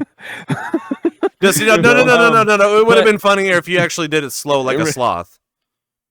Oh, Oh, but someone said, "Oh yeah, I'm playing this set and da da da. You won't believe how much I had to pay for the slot and all this." And I was like, "Wait, what?" The guy's like, "Yeah, you didn't know this?" And I was like, "You pay for your slots? Wait a minute." And then started finding out that all of these machines that foster all these different performers that we know and love are just basically kind of like those slots go to the highest bidders, and it's like, if you don't have the machine or like the money behind you, that like, you know, then good luck trying to get, you know, those slots in those big festivals or shows and all that. And coming back to VRC, that's where we are very blessed and fortunate that we can build those things and give those opportunities to people for nothing, you know. This is going to sound kind of complicated. I'm going to pass it off to Sloth for this one too, because Yes, again, Sloth. I feel like Yeah. you're kind of on the cusp of either I'm going to continue on doing more dome things, or I'm going to DJ, or both. And I know recently you were talking Yeah. about that too. It's just that you are starting to get more interested on a professional level of wanting to level up either your DJing or your skills with world creation and stuff like that. What's important for you? Where do you see 2026? Do you see more DJing, or are you seeing more like world creation, or what's your avenue? That's a great question. As far as the world, I'm sure Swal will be happy to hear this, but as far as the world building goes, uh, I don't want to invest in other projects. I want to just keep going deeper and deeper and deeper and deeper down the rabbit hole with Dome, because again, I don't see it as like something you build and we're done. I see it as like an evolving narrative that people, our guests, which we call travelers, are just kind of participating in this ongoing narrative, and I'm committed to that ongoing narrative. So I'm definitely sticking to that. As far as the DJing goes, I'm continuing to rebuild and expand my collection. I like playing. I don't want to play more than once a week or every other week. I don't want to wear it out. I think I kind of enjoy that kind of pace. Um, a couple years ago, I picked up some gigs in Amsterdam, so I could see myself playing IRL in some more. But the real thing for me when I think about what's next isn't necessarily about the world building or about the DJing. I'm really interested in seeing where this like concept of dome goes. I kind of alluded to this earlier, that where I said, look, I don't know if it's dome that is the big kind of, we're talking about professionalization at the end of the day, is the big opportunity, or what's next. What I know is that in my real life world, where I work with a lot of big globally recognized brands doing marketing and sales and e-commerce and things like that, that I think that these things that I'm learning right now, where I don't care if I make money at them because I'm having so much fun with them, but I think these are valuable skills. I think these are valuable skills that, as these things that were, again, if this is late 90s internet, like the skills I picked up then were extraordinarily valuable in the early 2000s and onward to a lot of people, because I knew about these things not because I had just read a blog post about it. And I think that what we're doing now is that same kind of thing. I think these kind of skills that we're accumulating, not just even the literal skills people think about of like building a literal world or scripting, which are super valuable skills, but I think there are other things that people can learn. How do fans interact in virtual spaces? These people that are making these festivals, they should be interested in that, and some of them are. At some point, brands are going to want to get involved. How do brands get involved in this space in an authentic way that isn't crap? And by the way, brands are great at ruining these things, but plenty of brands are also good at doing these things. So I think when I think about what's next, I'm kind of interested to see, like, how many more collaborations can we do? How big can we make the audience? What do I learn personally in my own development by having a bigger audience? What does that mean when we're consistently doing 5, 6, 7, 8, 9, 10 instances? What is, what doors does that open? What do I learn about virtual event management? What do brands are attracted to scale. What happens when those kind of doors open? What does it mean to interact with those kinds of people? And so for me, a lot of times the value isn't, again, it's not about money, it's about the knowledge, because the knowledge is super valuable. And if I can accumulate some knowledge while having, frankly, some of the most fun I've had in years, and DJing again and building my most favorite creative project that I've ever been involved in all at the same time, Yeah, I'm feeling pretty good about it. That's good. I think it's going to be a great 2026. If what we're doing right now, that we continue with this momentum, it's going to be a banger of a year, frankly. I know with the Mm-hmm. process of Dome being calculated and made, and the idea that a lot of these festivals, I've been kind of feeding into it this year, the past 2 years alone too, that most of the convention spaces are looking to do portal events, the virtual mirror. They're looking to do more within VR because it is not only gaining a lot of traction, and without going into even deeper into this type of rabbit hole, no pun intended, the reason we were just talking about it, but I'm feeding off of other people feeding off of Rafflegator's Marcus on TikTok, and the fact that you have complete, you guys looking at it like you haven't seen it before. Yeah, I haven't. Yeah, I know you're talking Okay. about. Yeah, I would is say, that like a actual person? You didn't just like make up a name? no. That's, like, Okay, so someone on TikTok, Rafflegator or- Rafflegator is a content creator, very popular content creator in VRChat, Oh. and has had quite a resurgence based off of a character they created, which was that this worm looking character with a voice changer. Oh, Marcus The worm, yeah. That same show this last month, one of my friends came up, and they're very well versed in like internet culture and stuff. They're like, does this person have this avatar? And I was like, oh. And I even asked the person in VR, and they said, I don't know what that is. So I mean, is that something I think you've seen a version of the worm, but like there's a taller, lankier There's like version an of this worm, and they've been Kmart, making. and they're like, Yes, yeah. yeah. And what they do is they Mhm. make this content, this like RP style content that it was like back in 2017, but it's starting to actually kind of it is exploding. It is massive, Cool. and the Have to fact check that that you out. have a lot of people that aren't in VR and they're learning about VR chat and the things that are going on in here, Because of that. just because of how they could relate to this worm, Mhm. it's so bizarre. Mhm. But when it comes to, I mean, obviously that's a whole different part of VR chat that we would love to investigate, I'm sure, but for me, I see a lot of it on TikTok. But kind of getting back on track with the whole virtual tuber thing, VTuber thing, VR, and using technology, moving forward to festivals and stuff like that. They want to integrate the portal stuff, but I feel like they're scared to because they don't think that a lot of people are too welcoming to that concept, even though we've already seen it. So here's a complicated question: is where do you And think? sorry, real quick, Jimmy, and who do you think's not welcome? The virtual people or the IRL people? I think the IRL people aren't. I think the people that are looking to integrate virtual reality to the regular people that come to shows, the regular people might not know what to do with it. They know that it's a character, and just like how Swa was saying, is that the people in VR aren't real; they're NPCs, and even though they're not, that's the farthest from the truth, right? You come in here, you can actually talk and build relationships with these people, but when you show it up on a screen, it's no more than just like it's kind of like this. Watching a YouTube Yeah, it's video. like this program. Like you could be watching this on your computer, but you could also be watching this as if it's just a video. And you're like, these are characters, these aren't real people, but wouldn't you know it's VRCDJLIVE, live's in the thing, we are live right here. Yeah. How I thankfully I was quick on my feet like a cat. I found the sprite sheet for all the VR chat emoji. So I would go up to people that were at the event that were right there in the front, and they're like staring at the projector. They're not knowing what's going on. I'm like, hey, pick one of these.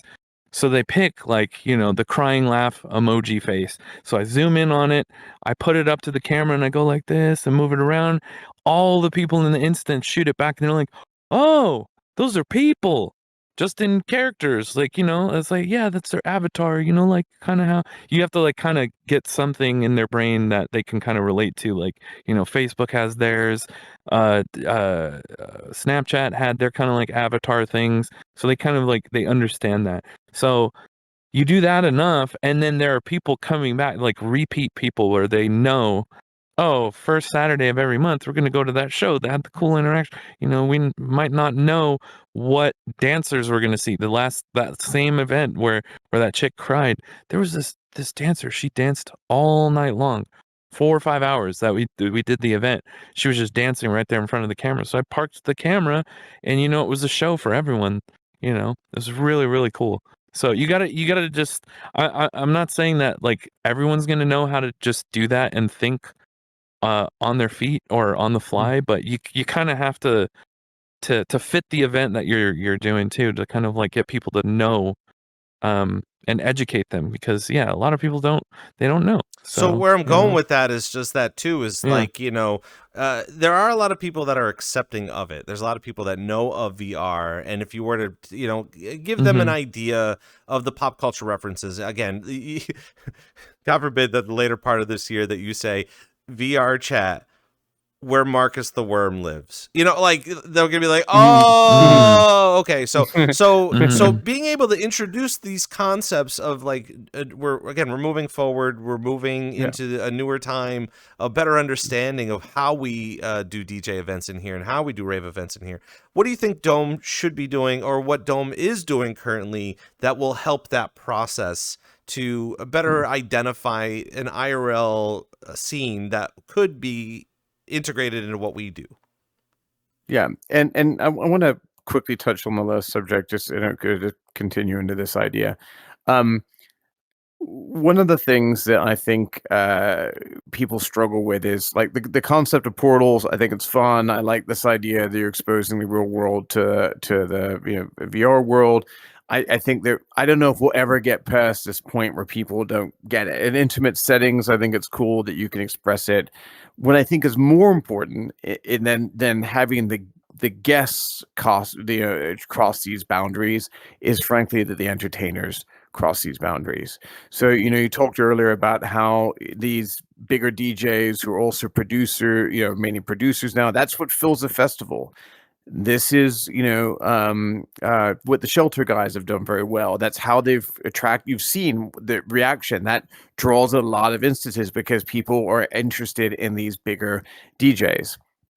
I think that the bigger opportunity, and I'm going to connect this directly to Dome in a second, is that maybe instead of worrying about bringing the guests into the real world event, maybe the real opportunity is to try and get DJs and performers in simulcasted, so to speak, both in the live event but also in a virtual space.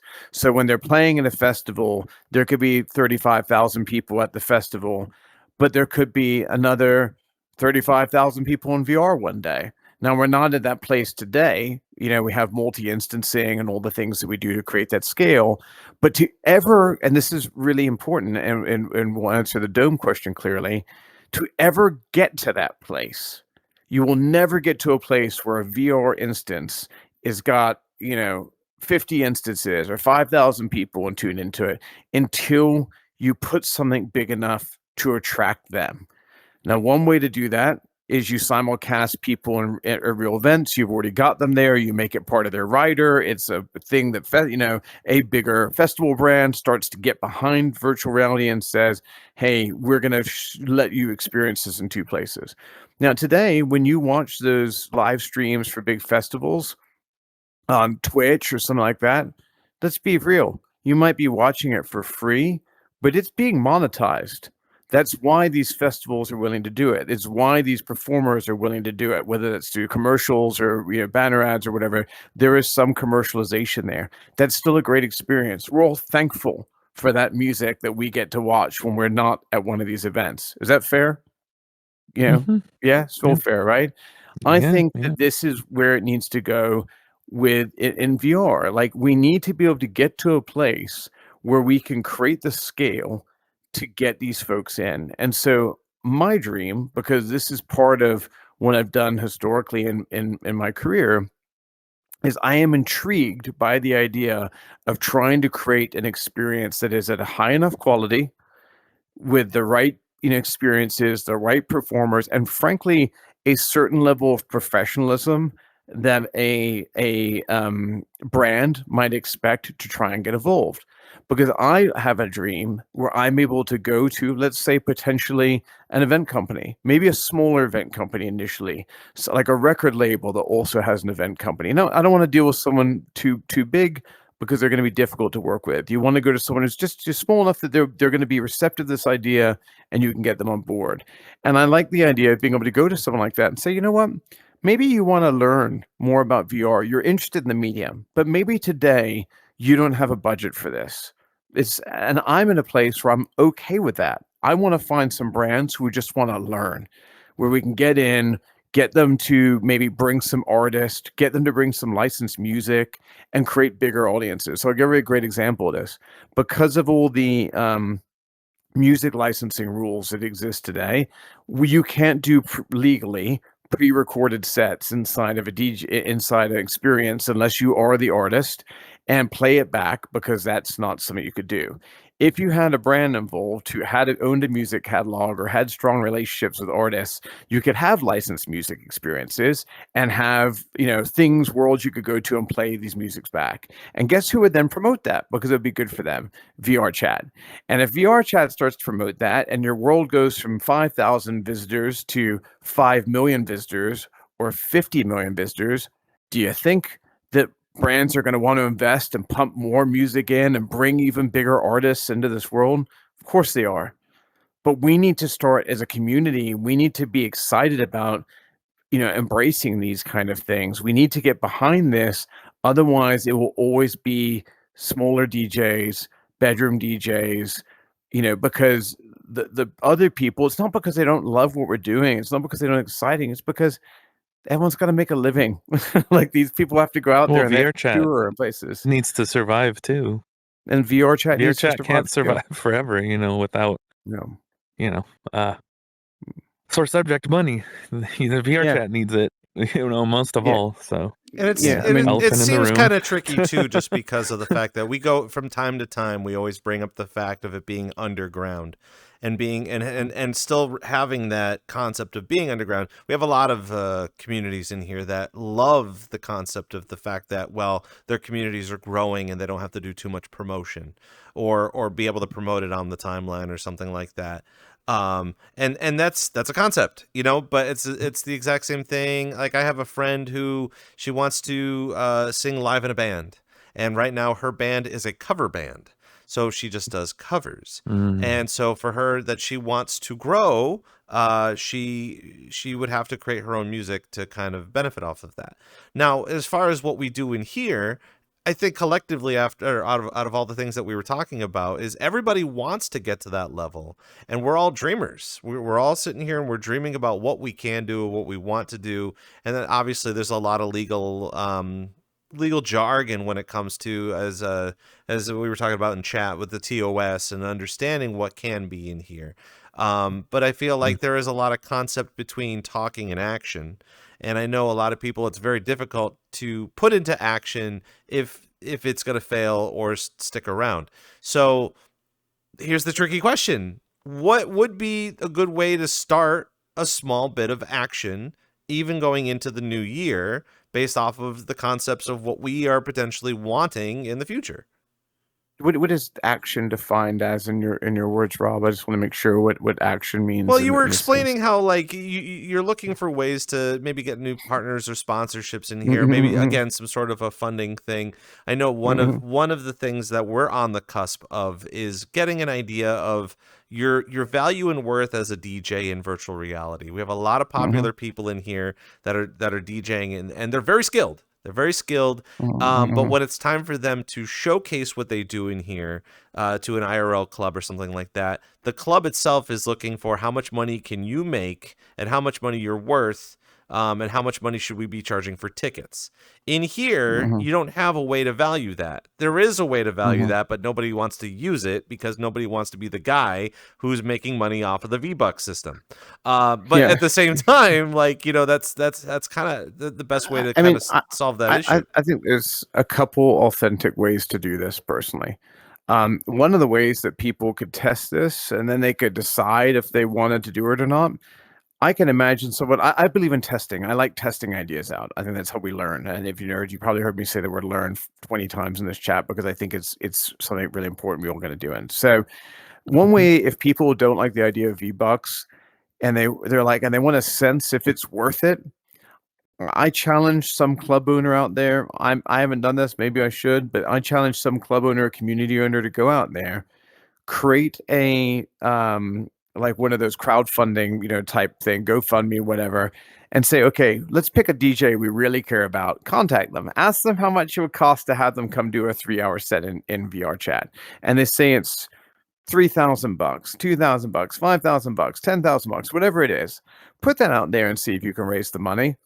And then you could tell people, great, we're going to create a private instance, everyone who does this, and we did it together. I'm not making any money on it. I just want to find out if people are willing to pay to see, the artists they really care about and see them in an intimate setting. I don't know about you, but the coolest DJ sets I've ever been into my entire life weren't at festivals. They were in underground basements when there was 80 of us and we saw someone massive, play. Maybe there's people out there that want to do that. I think that would be interesting to try just to see if people learn. Now, there's another option. I think people are going to be allergic to the idea of tickets, to be clear. I think people might get behind this because it would feel like a thing that a community is doing together. And then they're, as a community, they're saying, let's all put our money together and see if we can get someone we're passionate about.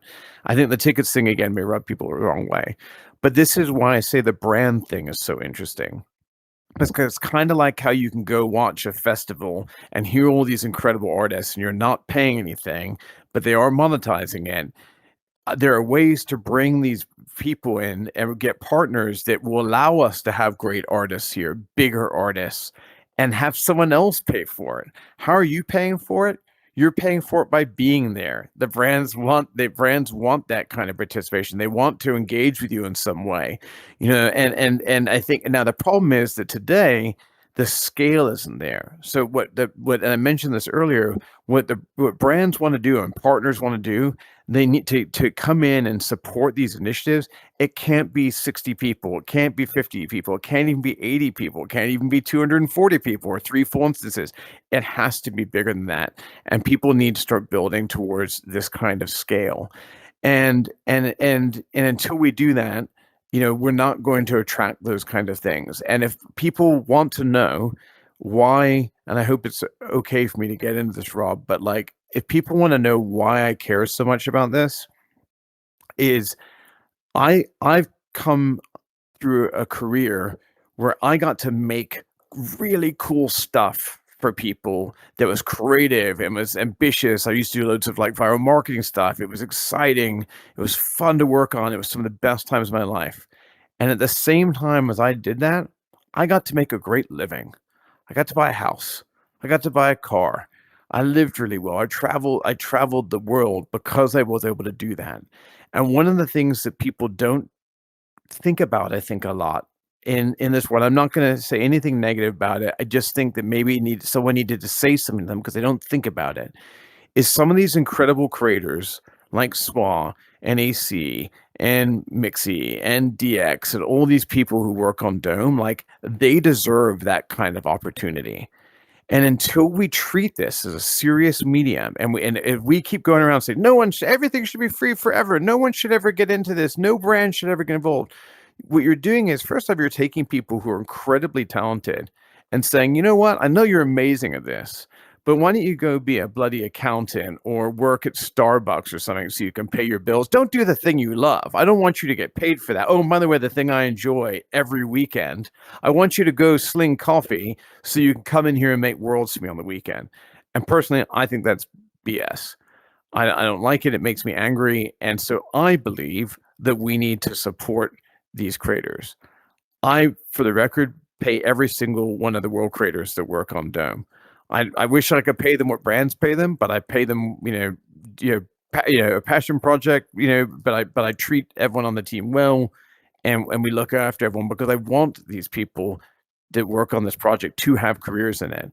Another reason I'd like to see Dome do something with a brand is so that we can go back and they can say, hey, I worked on this project that was with a brand. And then you can go into a career and say, yeah, I did something with brand XYZ, even if it was on Dome. And if they can use that to go get a job at a digital agency that specializes in VR or 3D or motion graphics or something, then hell yeah. And they can keep making projects, but for us in here. But why shouldn't these people get a chance to love their work? Like, let people make a career of this. If we don't, it's always going to be hobbyists. and it will never be as good as we think it can. If people like Dome, that's what it looks like when you put professional grade people on something and you work at a professional level. And there's a couple other folks out there that are doing it that well as well.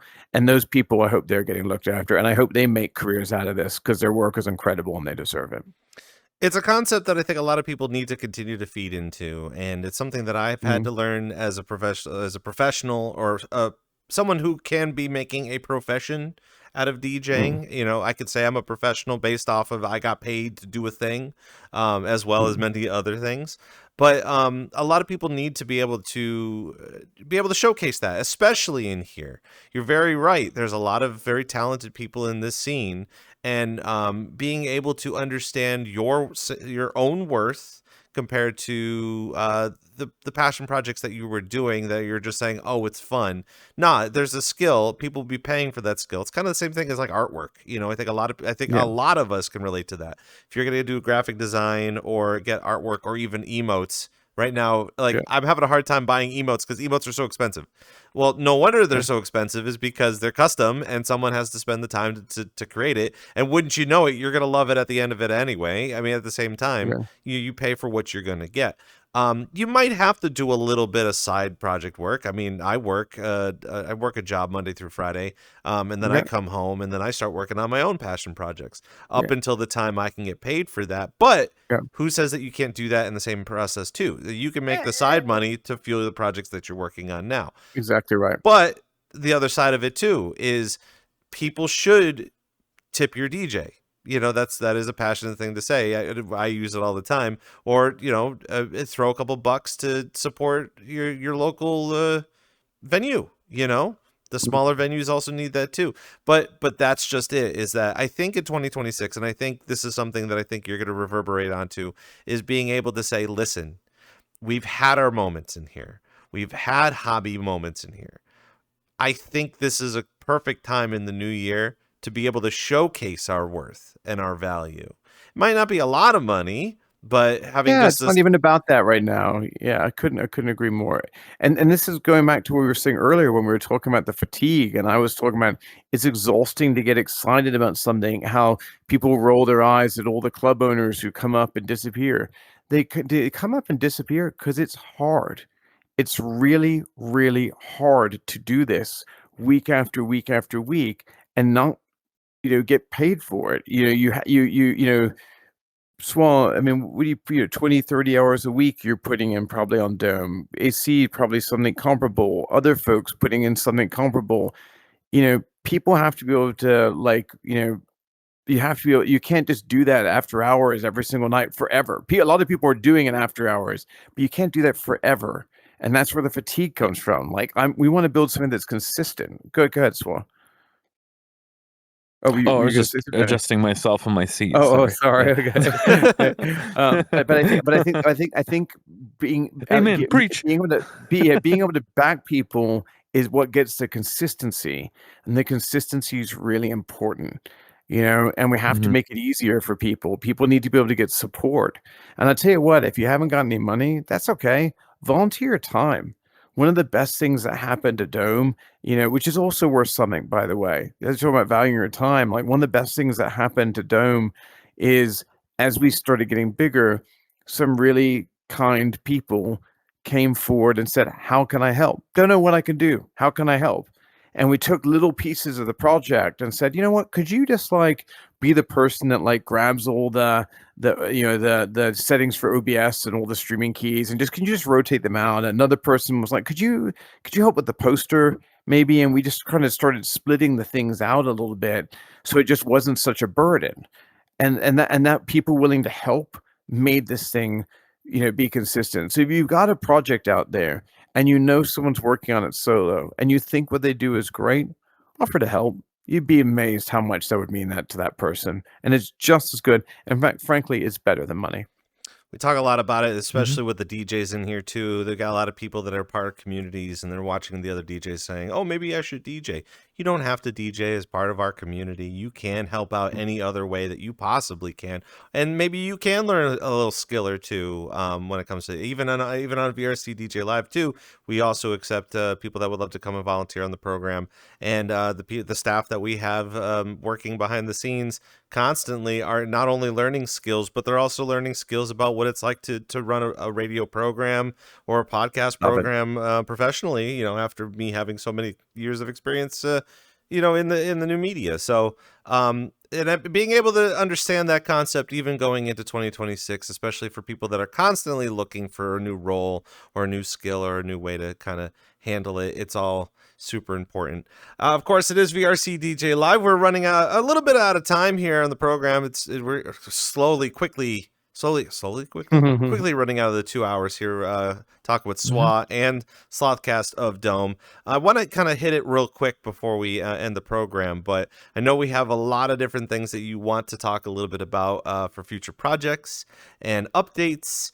And I mean, is now a really good time to bring up the whole baby oil scandal that you got going on? Okay, sure. So I love this one. So we talked about the gags, right? So basically, we're always doing these collabs, and because we're constantly trying to help people, we don't want it get predictable. We're always trying to surprise people, and so I met Zombie Punk from Couture, and if you haven't seen it, they produce a magazine that's all about the e-zine or whatever, all about the VRChat music scene, and I really admire that. I think it was so cool that they take the energy to do that, and they do a very, very nice job with it, and I really wanted to support them.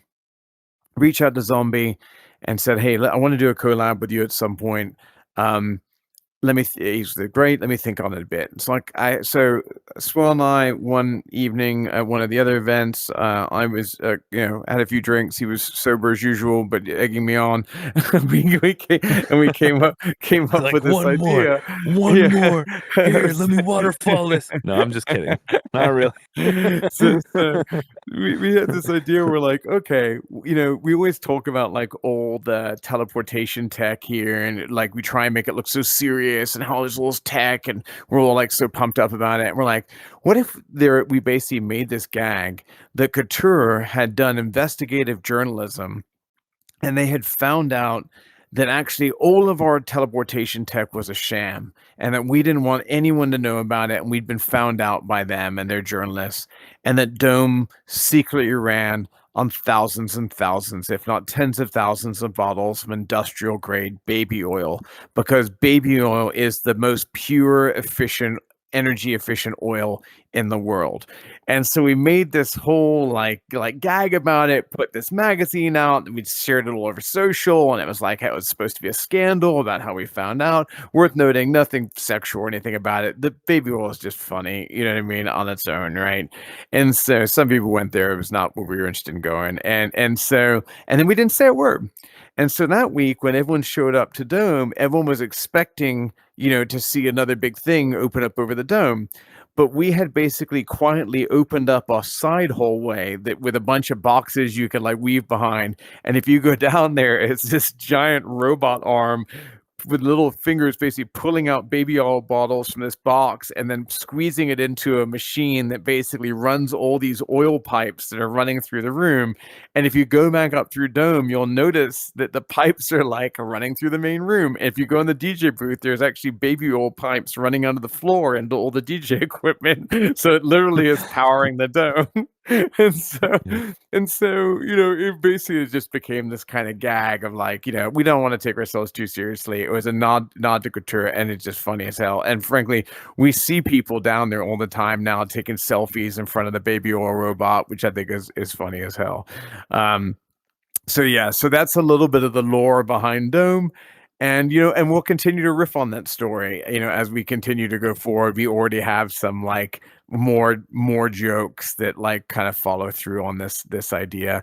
And I think the thing is funny, it's like it's not too serious, and then at the same time, like the level of work is really, really, really high end, and I think that kind of makes it all the more funny because you're like, this is so silly, but surprisingly done so well. It's good to know that most of the VRChat DJs are well lubricated while they're going up there to Very do well the thing. Yeah. lubricated. Exactly. Yeah.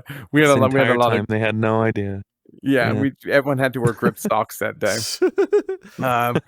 And so it's just another one of the silly things in Dome, and some of the ones we're really excited that are coming out. We're doing some really, really wild stuff with Halloween, working on trying to get some of the notable communities that might be known for scary, spooky, horror experiences, involved. I think that's going to come together nicely. We're working on an event called East Meet West, where we're going to bring the Japanese and Western communities together. I'm really, really excited about that. For Christmas, I'll reveal it now. It's one we're going to do for ourselves. I don't think we're going to have a specific partner for this one. We're going to turn Dome into a giant snow globe in a Christmas setting, which I think is going to be great fun. And the reality is, I mean, we've got ideas backlogged till like we literally have a project management program, and every time we get an idea, we just have to we have a backlog of ideas we're going to get to, and we have stuff going out like months and months and months and months at this point. So it's going to be a ride. Frankly, the biggest problem I'm worried about is world size. At some point, we're going to have to make like Dome 1 and Dome 2. And then I think what we'll probably do is split the worlds up across the domes. And we'll say, hey, tonight's event is a Dome 1. That, we probably won't tell people what worlds are in each dome. But over time, people, like a playlist, you'll kind of figure out Dome 1 as these 12 worlds, and Dome 2 is these 12 worlds or something like that. It's almost like a visual VR jukebox in a way. I'm gonna go ahead and plant it, and I hope you credit me for it. But why not make Holodome? So it's like a holiday dome. I want it on record. It happened right here. I'm 100% connected to Holodome. Thank you. Because you could technically, serious. I mean, you have the Halloween, Halloween, you have the Christmas, you could have Easter, you could have New Year's, all that sort of stuff, all in one dome. Yeah, I like and then that. we make the sign or the welcome carpet that says "Dome, Sweet Dome." Oh, I like that. That's nice. Yeah, that is good. I love that. This is how the ideas flow. This is what happens. This is how the whole world goes together. I'm glad that we were able to contribute to the whole Dome history. I love that, Rom. And this is what guests at Dome get, is that they come and they'll tell us it is, and we'll think it's hilarious, and then we'll be giggling about it, and we won't say another word to them, and we're literally writing ideas down, and then 2, 4, 6 weeks later they come back, they're like, I told you to do that. I'm like, yeah, man, you did. And it's part of Dome now. So now you're part of Dome. And I think that's something really fun about that. Yeah, but then when the holidays do come up, you're just like, we know exactly where we need to go as the Holodome. Yeah. Of course, it's VRCDJLIVE. We're just running just a little behind here on the program, but normally at the end of the program, we would love to get to know our guests a little bit more with some rapid fire questions. And I think you guys have already known what the questions are, but I guess Swa does it. Swa's kind of going back and forth, a little nervous about some of these questions. But whatever. We'll find out real time. That's how it's usually going to be. But we're doing it live. out of everything that we kind of talked about here on the program, what's one good word of advice for either being a DJ or making world creation stuff? Because we're going to start to see a lot of those people coming in, either wanting to make world creation stuff or maybe even starting to DJ. Swa's going to go first. I've got one because it was one that I tried to tell so many of the newcomers coming in that, like, hey, do not try to compare yourself to people that are already here that have been doing this. Either they started in VRChat and been doing this 3, 4, 5 years, or people like me that are just insane, crazy, masochistically stubborn to the point where, like Sloth was saying that, not sleeping much, but so I've been doing this for a long time. Don't ever compare yourself to a person like me that's doing this on like an alien crazy person level, or a person that's veteran, that's been around the block a few times, maybe because they've had one too many drinks, but don't compare yourself. Like, it's going to be the number one surefire way.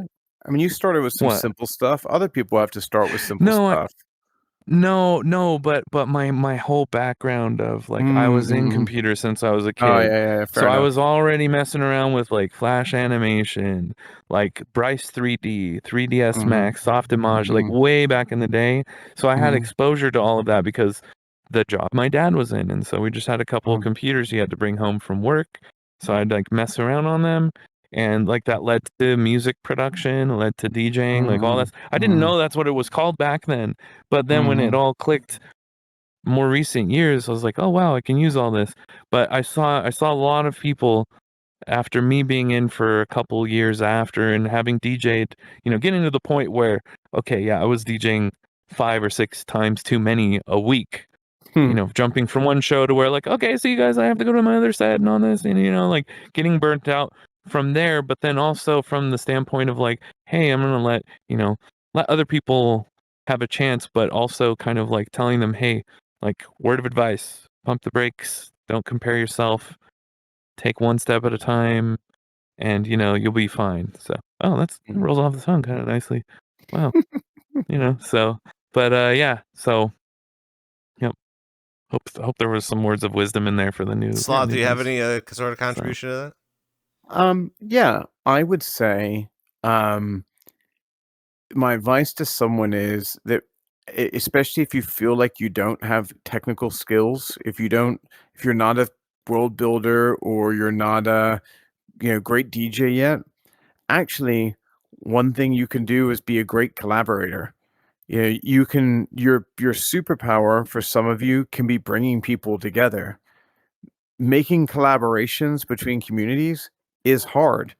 Getting people organized and bringing them to events is hard.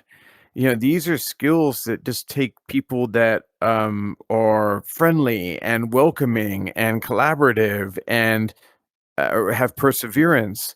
And so there's lots of interesting ways you can contribute to this community, and it doesn't have to necessarily be through these ones. You can learn DJing over time, you can learn music over time, but you can get involved. And you're going to learn those things faster, by the way, when you get involved, because you're going to make friends with people who can teach you. That concept in here is very important Yeah. too, especially because of the fact that we're constantly getting new people in here. And who knows, if there's not enough people that are interested in that sort of thing, there will always be someone right down in the next couple of months as we continue on with that process. Can I make one small addition to that? And I also want to stress, I'm actually kind of a noob. A lot of people don't maybe think that when they see Dome and stuff. I've got sub 500 hours in the game.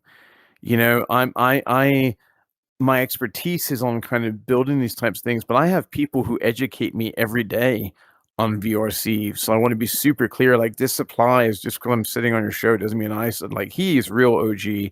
I'm still figuring stuff out every day. And so I think it's important that people just kind of see you never stop collaborating and never stop trying to learn. I want to use the word one more time. We're gonna have to go back and count how many times you said learn, but even the fact of like Swab being there was a key word. Go ahead. Oh, sorry. I was going to say one key word from what he said. Yet. Remember that. Yet is the step before the next one when you get to that point of like gaining the knowledge or becoming a better DJ or creating your first world, or making those connections. Like, yet is like, you're not there yet, you're not better yet, you're not a DJ yet, but you can be. It'll happen. It'll happen. Yeah. And then that person will get famous, and then you guys are gonna be like, man, I wish I was that person because they got so famous. Nope. I'm number one person that does not. Yeah, I don't dwell on that. No, I know Sloth's thinking about so many it, people alive. Yeah, no, it's just not. It's just energy. Not like you can spend that energy somewhere else. Here.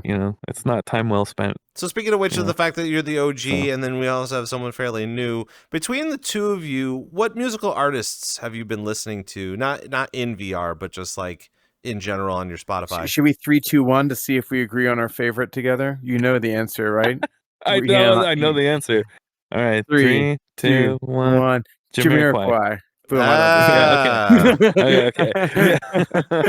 So tell us about Jamiroquai then. Like, which albums of Jamiroquai then? Oh man, there's so All many of good them? tracks. We've been trying to hunt down some good modern remixes. I feel like not enough people are switched on to Jamiroquai stuff. Frankly, And that just was do our the thing the other day. originals. Yeah, I want to do like yeah. more old school stuff night. I play a lot of like Mhm. bassline and UK garage and deep house and things like that. And I don't know. I want to play a night where we're just like jamming out to funk and Jamiroquai and things like that. I'm gonna So have to share with you guys because there's a dude on mhm. SoundCloud that made a remix to Canned Heat, and it's getting very popular. And I listened to it today, a and I'm new just like, one. a newer one, Oh, yeah, a oh, remix of Canned Heat. Oh man. okay, I do have Mm. a Canned Heat one that I played recently, and I'm wondering if it's that one off SoundCloud. But send it to me and let me know, Yeah, he's and getting I'll find out. super popular on TikTok, and I listened to it. I'm just like, this Yeah, is a very solid 3 minutes. I enjoy yeah, it. yeah, Yeah. yeah, yeah, yeah. There's Mm. one I've been playing that Okay. really ripped. Yeah. All right. So Mm. what album should people be listening to of Jamiroquai? Ooh, Emergency on Planet Earth. Yeah, Or same. it's yeah. Okay. Yeah. I'll say Dynamite. That was Yeah. that was a good album for me. So Oh, Yeah, yeah, Diamond, yeah, that's the 2-disc one. Yeah, I have that yeah, yeah. one yeah, yeah, right over here. Yep, it's a good one. And then you watch the DVD. There's a DVD that came with it, with behind the scenes and Yeah. the music It video. had one of those like flip Yep. CD DVD discs. It was really weird, Yes, it but did. yeah. Yeah, the black and golds with the gold mm, Jamiroquai logo on it. mm-hmm. Yeah, Dome has turned Yeah. Swan into a little bit of a embarrassing bro fest. So He's gonna giggling like a show the little idiot. T-shirt, wear the hat, and Oh he's my gonna probably god! has Yeah, a replica hat from people Well, come to the parties and they'll find us in the I mean, corner giggling like idiots, just absolute idiots. yeah. The other day I was laughing. The night we came up with the baby oil thing, I was laughing so hard that he thought I I was thought gonna he have was a heart gonna. attack. Yeah. And I Uh-huh. literally had to get tissues and keep pulling the tissues off my tears off my eyes because I was laughing so hard. It was so silly. Yeah. And I think It was. the thing that cracks me up about stuff like that is we'll come up with these totally insane ideas, and that's for those of you who have been in a dome, that's just one. You've heard a couple of the night, like all the worlds are really wild, and it just kind of amuses me that we come up with these ideas, and then basically spend like multiple people spend like weeks of their lives, or basically putting these crazy eccentric concepts together just for a laugh, and I don't know, I love it. I love it. Yeah. Now speaking on terms of VR Yes, chat, yeah. yes. Yes, Tacky. I've seen the making of Virtual Insanity, where it's the guys, then they're yelling the directions north. Moving the entire East. sets over, yeah. Yeah. That's Oh so man, it's wacky. insane. Like anybody could have been crushed by that set design. So yeah, they move it around. Yep. Speaking about VR chat I'm and sorry. the people in Yeah. VR chat, who are your top 3 VRChat DJs that we get to experience? Ooh. Oh I've been man. there's people that whose taste I love the most. So I happen to really, really like Twilo and Lonzo, just in terms of my like people who just kind of play music that scratches my personal itch. But then there's other people out there that like is it Virality is the guy's like name, who are like just great performers, you know what I mean? Like Neku's another just great performer. Like I just like watching them DJ because I think they've got great tracking and they're just fun performers and they get great crowd reaction. So people like that I think can be really fun. But yeah, I'd say and I'm not counting Swan there, but like my deep house buddies, I'd say I really like Twilo, and I love Alonso's stuff lately. I can't count to 3, so I'm gonna give you 2. Yeah, I probably can't count to 3 either because the only 2 that I have, so Obake, Ghost Club. Nice. Great director too, and then the Obake of US is Sly, because him and I's taste is very, very, very similar. Also director of Slyfest. Third, I don't know. I do enjoy Pashmaster from DDVR on a side note. I think they're great fun. Yes, yeah. Who played Well, also Jamiroquai the last time we were together? I know, yeah, exactly. Yeah, I probably don't have. I mean, maybe this is a great note to end on, but it's actually the very first set that I heard in VRChat, which was at Club Void. Is that the one? That was like the very Was first your one. set Void Club? yours? Was it yours? And which Wow. club was it that I walked in and it's like everyone's introduction to Rob Roman? It's like Rob Roman. Oh, that's or, drinking like, what night. was it? No, okay, no, it was another club. It was like a black club with these gears. And I remember it was like everyone's like Rob Roman, Rob Roman, Rob It's Roman. news to me, So, man. I don't know. I have no idea. Maybe it was another Rob Roman imposter. Yeah. But yeah, that was a very good reset. Whichever set that it was, because it's this, this is like 2019, 2020, whenever it was. So I mean, I remember yeah. performing a little bit at the Vault, and then there was Club Volt. There Vault. was the Vault. That's what it was. And then there was Club Volt. Or Voltage. No, Vault. VAULT. Vault. Yes, it was that one. And it had like the door opening up. It was like a giant gear. Yes. And then you go down the thing. Yes. That one. That was my very first like quote unquote club Mm. world that I And you kept chanting his name, and I'm looking at his name when we're talking, and now I keep hearing in my head, Ro Broman. You know, it's one step closer to saying Robromance. Oh. Oh, yeah. And yeah, I'm still single, so you do the math. Nice. No judgment. Yeah. Yeah, where's Lady Gaga when I need her, right? Holy moly. Yeah. Anyway, before we get on out of here, where can we find all of y'all on the internet? And where can we find Dome on the internet? Best place would be hitting us up on Discord. So discord.gg/DomeVR. If you hit us up, you can also go to domevr.club. And if you hit the website, which will in fact forward you to Discord, or you can find our group online, which I believe is dome.4915. But best way, hit us up on Discord. One of the perks to hitting us up on Discord is another shout out for another great creator out there. We use a system called DiskBridge. If you join our Discord, it gives you special perms in the world, and you load in through a VIP entrance, and there's certain parts of the club that you can access as a Discord user. It also puts your name up on the wall of the club, and we recognize every Discord member in like a scrolling like area, and just all you have to join is to join our Discord. You'll start seeing your name up in the club. Awesome. Yep. And where can we find you on the internet? SwaMusic.com. That's it. Perfect. Easy. It's super easy, right? Or OnlyFans. What? Yes. Yeah. That was it'll click. There's a link to click through. So, yeah. Go straight I was gonna through say that must be how you make all your money, then, right? Yes, that's where the real money rolls in. It's Swa's foot fetish site. Those things are freaking beautiful. That's all I can say. I'm not saying that you need to go to swazfootfetish.com. Don't go to that, but not till next Daddy year. needs sweet yeah. feet. Daddy sweet needs a feet. new car. Anyway, before this interview completely unveils itself, Swa Turns and south. Sloth Yes. of Dome, thank you guys so much for coming by and hanging out with us and talk. We want to Thanks talk for more having about us. the future with you guys, so hopefully we'll see what the holidays are shaping up to be. I can't wait to see what the snow globe looks like, and excited for even more stuff you got kind of cooking. Yeah, and hopefully we weren't too controversial with our point of view on where we think this whole medium needs to go. But Dome will always be free. But I think we got to start looking at what's next. What's See, next what's next. The thing about all of Yeah. that is that if somebody either likes it or dislikes it, they're still going to talk to you about it, and then you could still be honest That's with cool. them. In fact, you know what? And if you have an opinion on it, even if you disagree, come talk to me about it. I find this subject endlessly fascinating, and I would love to hear your point of view. Yeah, so that's kind of how it rolls. So, guys, thank you so Yeah. much for coming by on VRCDJ Live. Of course, we have every episode up for you up on YouTube, including some highlights and the full replays. And we're actually going to be doing something in the future. So if you would like to subscribe to us on YouTube, one of our future projects is to visit all of the different types of venues that we have in here and kind of do a little expose on those venues.